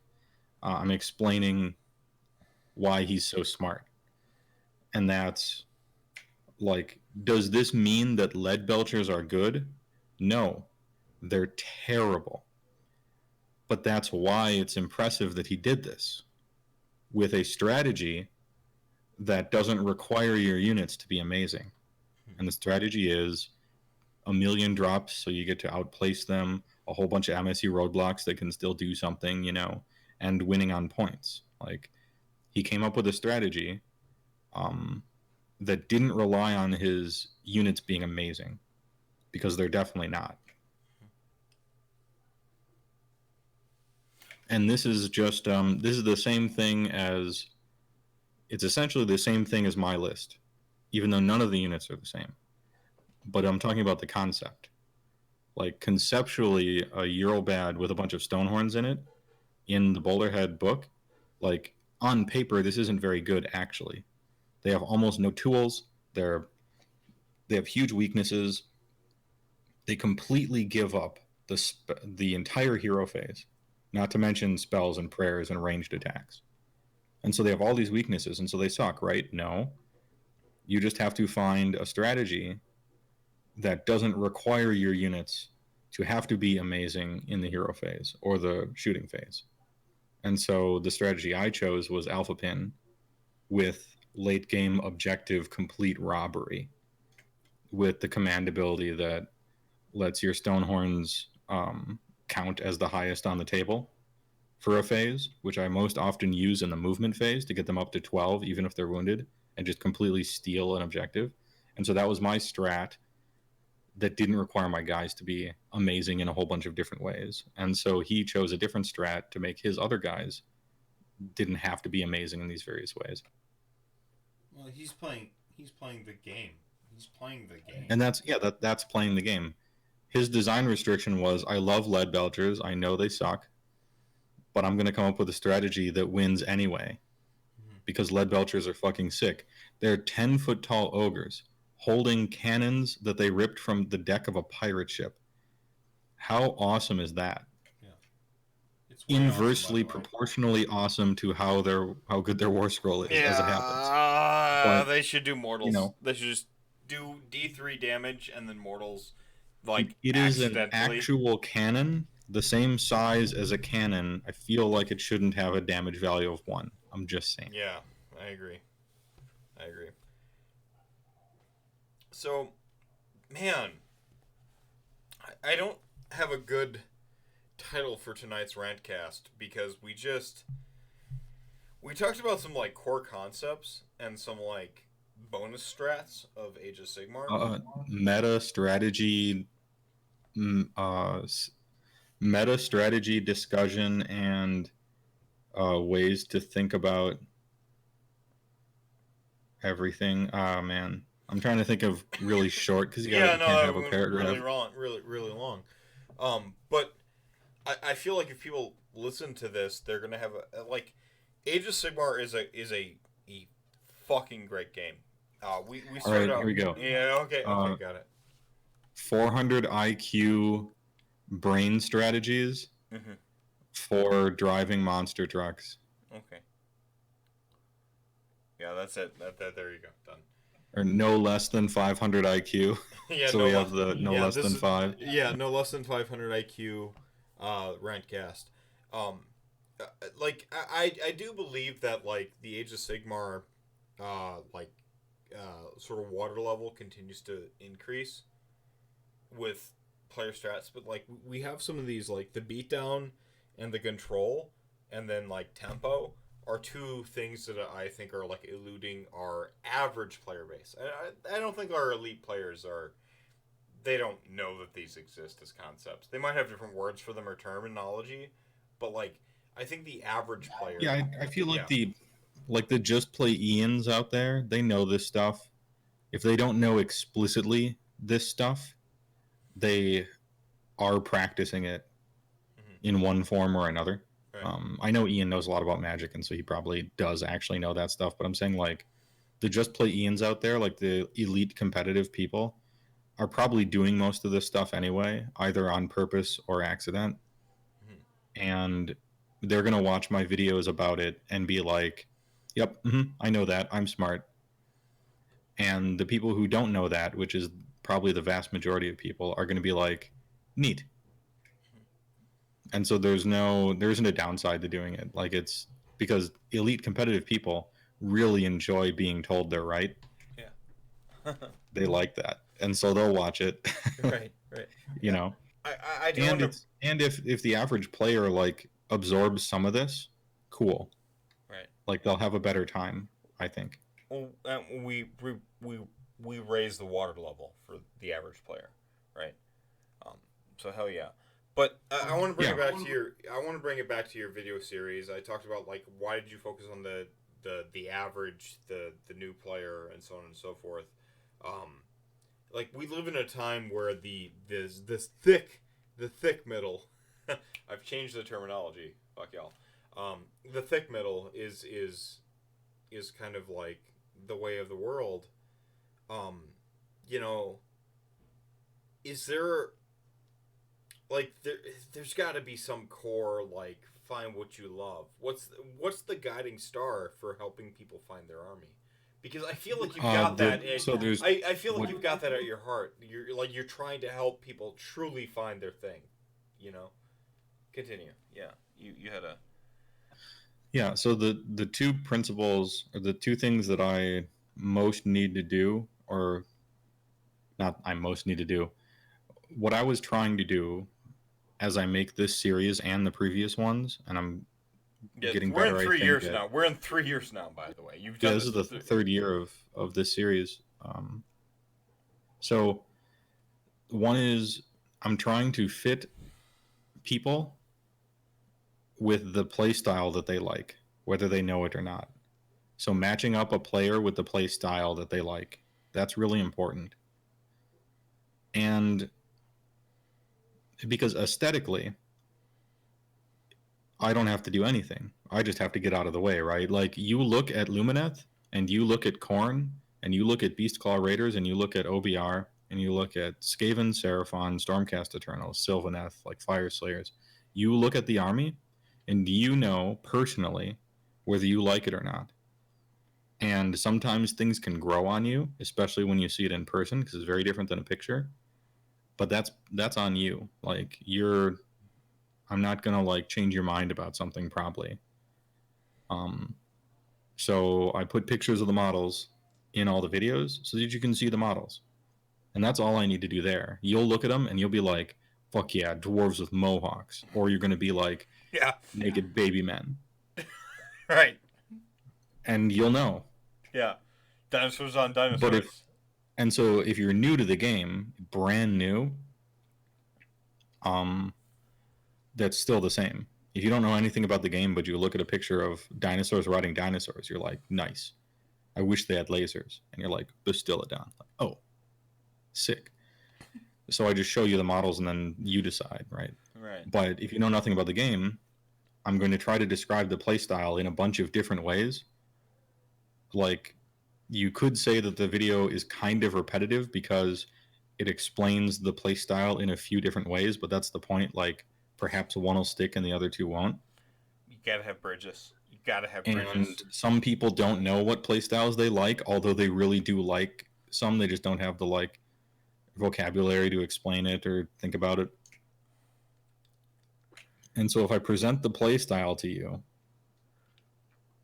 adequately, you'll be able to pair playstyle with aesthetics.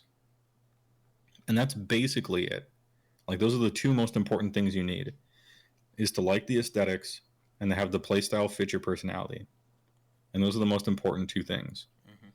There's a third thing, which is lore and story and the propaganda section that I actually call propaganda as kind of like an inside joke to myself, because when I was writing the script for it, I called this section propaganda, parenthetical, come up with a real name later, but this is propaganda. Yeah. And then I decided to just keep it as propaganda so that like savvy viewers would be like, "Ha, that's funny," you know. I by the way, I've stolen that for my own series, so thank you. Continue. And you'll probably find the lore agreeable if you already like the aesthetics. I think this is my theory. I feel like if you like the aesthetics already, whatever the fuck the lore is, you'll find something to latch onto and just like it.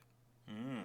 And there'll be stuff in there you don't like, and you'll be like, yeah, but that's not true. Or that was just a rumor. Or they gave me 3 different rumors for the original Frost King ever, and I like this one, and so that's what I think they are. You know, like, You're right, you're on.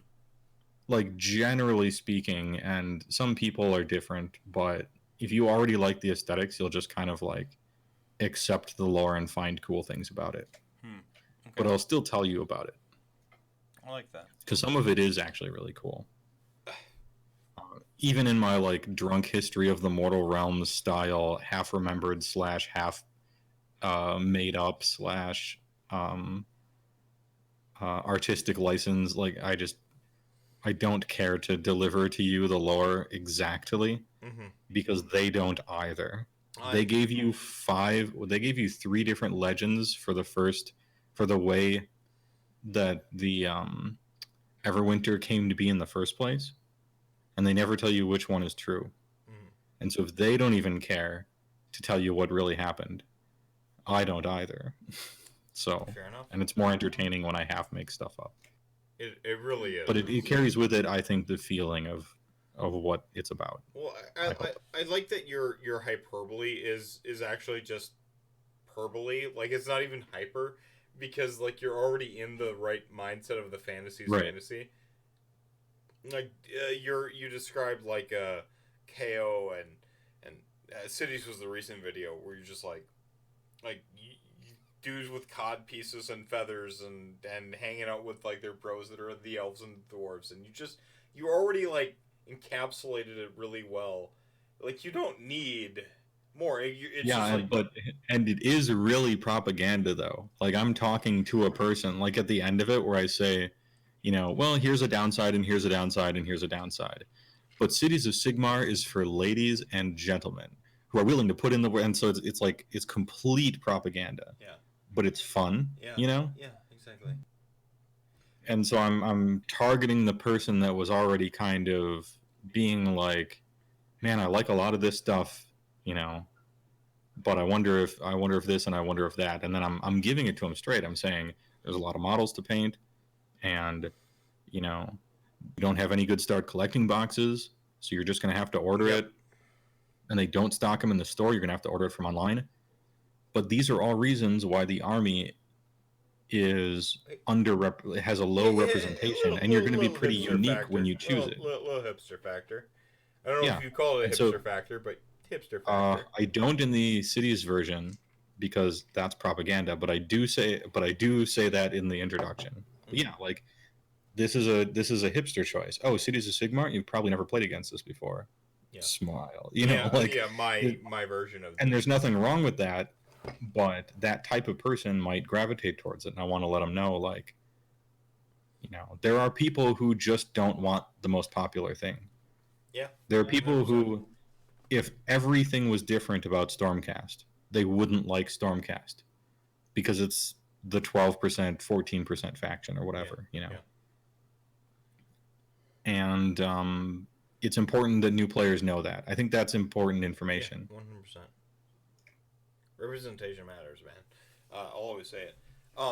I obviously love what you're doing, but I wanted to have a rantcast where I bring you on. It's not just you and me talking, you know, for like 2 hours and just like having a blast. So we went with a little bit more of an interview structure, having you actually debut it. And by the way, your most recent version of the, picking your army faction or picking your army, it's you're crushing it, man. I don't know if I've told you personally, but you really are crushing it. Oh, and speaking of that, I've got a lot of people asking, what's the next faction am I going to do? And am I going to go like all through order and then chaos and then death and destruction? It's Bone Reapers is what he's doing next, everybody. At me later. No. I'm using my influence. No. What is the next faction? Yeah. Somebody asked, so are you doing all the order armies and then all the destruction and then all the chaos? And I just answered, no. Not even a period. Just no. No. Yeah, it's Nope. it's the second. I life. chose Cities of Sigmar, as I said way earlier, really on purpose because it allowed the first army I talk about to be the one where I'm setting the scene for the Mortal Realms itself. Because Cities of Sigmar, the history of it, and the lore of it, and the looking, really is a good starting point for getting introduced to the realms in their entirety. Yeah. And so the second video would have to continue that, right? Okay. And that's all I'm saying. Oh, That's all I'm ooh, saying. ooh, But the yeah, teaser. they're not. Teaser. Grand Alliance doesn't mean anything. It doesn't mean anything. Some people ascribe meaning to Grand Alliance for some reason, and I don't know why. It doesn't matter. Somebody in one of my videos is like, yeah, I would play Cities of Sigmar, but they're Order. And I'm like, why? I don't get it. What does it matter? Yeah. It doesn't matter at all if you like the army, right? Mm-hmm. Yeah. And so, yeah, I see no reason to structure this by Grand Alliance because it actually doesn't matter at all. I agree. The game's so robust right now. If you're hinged to the idea of like Heavy death, D6 is yeah. guessing slaves or legions. Interesting guesses. Germ is guessing slaves as well. Interesting. We've doubled up on slaves. If you were already recording the slaves video, stop right now and do something else, please. Just fuck them. Yeah. Yeah, well, into the trash it goes. Just start over and I'll I guess Stormcast is next. Yeah, time to release a video in like 4 more fucking months because you're not like one of everyone's favorite content creators. I'll drop all these little hints about what it could be. Like, well, now that we've set the scene, let's move forward and like a progression and all this, and then just put out a Stormcast video and like the propaganda is like, all right, you've heard about Cities of Sigmar, but they ain't shit. They won because of Stormcast. Like, here's the swole, and there's just like you showed, and you're like it's flexing. It's like swole gains, man. Yeah, like they won because of Stormcast. A lot of people don't like Stormcast. They're jealous. They jelly. They don't like us because we win. Chaos. You know the age of chaos. You know when that ended? When Stormcast came out. Now it's the age of Sigmar. Who made Stormcast? Sigmar. Deal with it. It is just like it's just tripling down on the heel play. Did I say that right from wrestling? Is that what it is? Yeah, heel. Yeah, heel. Where you're supposed to be the braggadocious like guy everyone loves to hate. You're just doubling down on that. A lot of people don't like Stormcast. Fuck them. Yeah, you're just Word Life John Cena before superhero Cena. Like you're just like thug life, and he's rapping and stuff. Like it just like makes everyone hate you. No, So, again, this is awesome. I love that you're coming back to these videos. I like the new vision for them. I like the new format where you're doing essentially. You've primed us for ABCD propaganda. You've finished our terminology, and now we just get to like sit back and enjoy our videos. This is awesome, man. Like, and then I just gotta keep making them, and it looks like the way the world is right now, I'll have plenty of time to keep making them. So. But by the way, so I just got a boatload of money for my birthday. What you don't know, and I'm about to ruin you forever. Headphone users, rip. Sorry. We have the same birthday weekend. Gasp. He doesn't want to share it with you. So if you want to give me a present, just fucking become a Patreon for Heywoah right now. If they want to become a Patreon for you, man, they can do that, right? You have a Patreon. And what this does is it helps you make extra videos and just like make all of the AOS content that is just it's primo. He hits you with all these angles at all times. It's what you want. Where do they hit you on your Patreon? That would be patreon.com/Heywoah. I made it real easy. Yeah, look at that. It's real simple. There's different tiers. Just like the game. And he writes poems for you at the highest tier, by the way. It's he did a total throwaway. Yeah, I think I did 2 of them, and they're on the show. Like I write actual poems. Yeah. If people want. Yeah. I've had some people say please no, and this was after I did the first 2, so I'm not gonna. I feel like it was a coincidence, really. They just didn't want a poem about their army, but yeah, I'll do that. Mostly, it's just to offset. Like I don't have to take. After a certain amount of Patreon, I cannot take a contract job and just like do this instead for like a few days or something, and that's super useful. But yeah, I don't really put much stock in days of birth. Really, I'd much rather. I just, for those of you on the audio form, you're missing the facial reaction. He wasn't ready for me to put him on the spot. If you want to give me a birthday present, just go just go become a patron for Heywoah, and then you're gonna get your video sooner because the man works hard every day of his life. Go listen to Logic. It's every day. That's the song. Marshmallow drops the beats on it. He works hard every day. Fucking become a patron. Just do it. And then you get your video for your army, your propaganda. We help new players play the game sooner. Oh yeah. Also, I take a bunch of questions and stuff. So if you got I help people with a lot of lists, and I compare units, and I answer questions, and I look up rules, and figure out interactions, and think about what's the next show going to be on, and stuff like that. So I take a lot of that feedback from Patreon as well. I mean, I take that feedback from comment section of my YouTube videos as well. But No. You got to put it behind a paywall to be a real content creator, man. Yeah, that's right. Sign up for Heywoah Platinum. The Platinum Bunker, whatever Whatever. become a Platinum Bunker member of Heywoah, and I'll still do normal free content. But as soon as the Platinum Bunker thing is up, is online, the free content will be super shitty and just completely phoned in, because that's what happens, right? It's Come on, it's you true. know. It's true. And then honestly, after a while, even the premium stuff, kind of dips. Let's be honest. Yeah.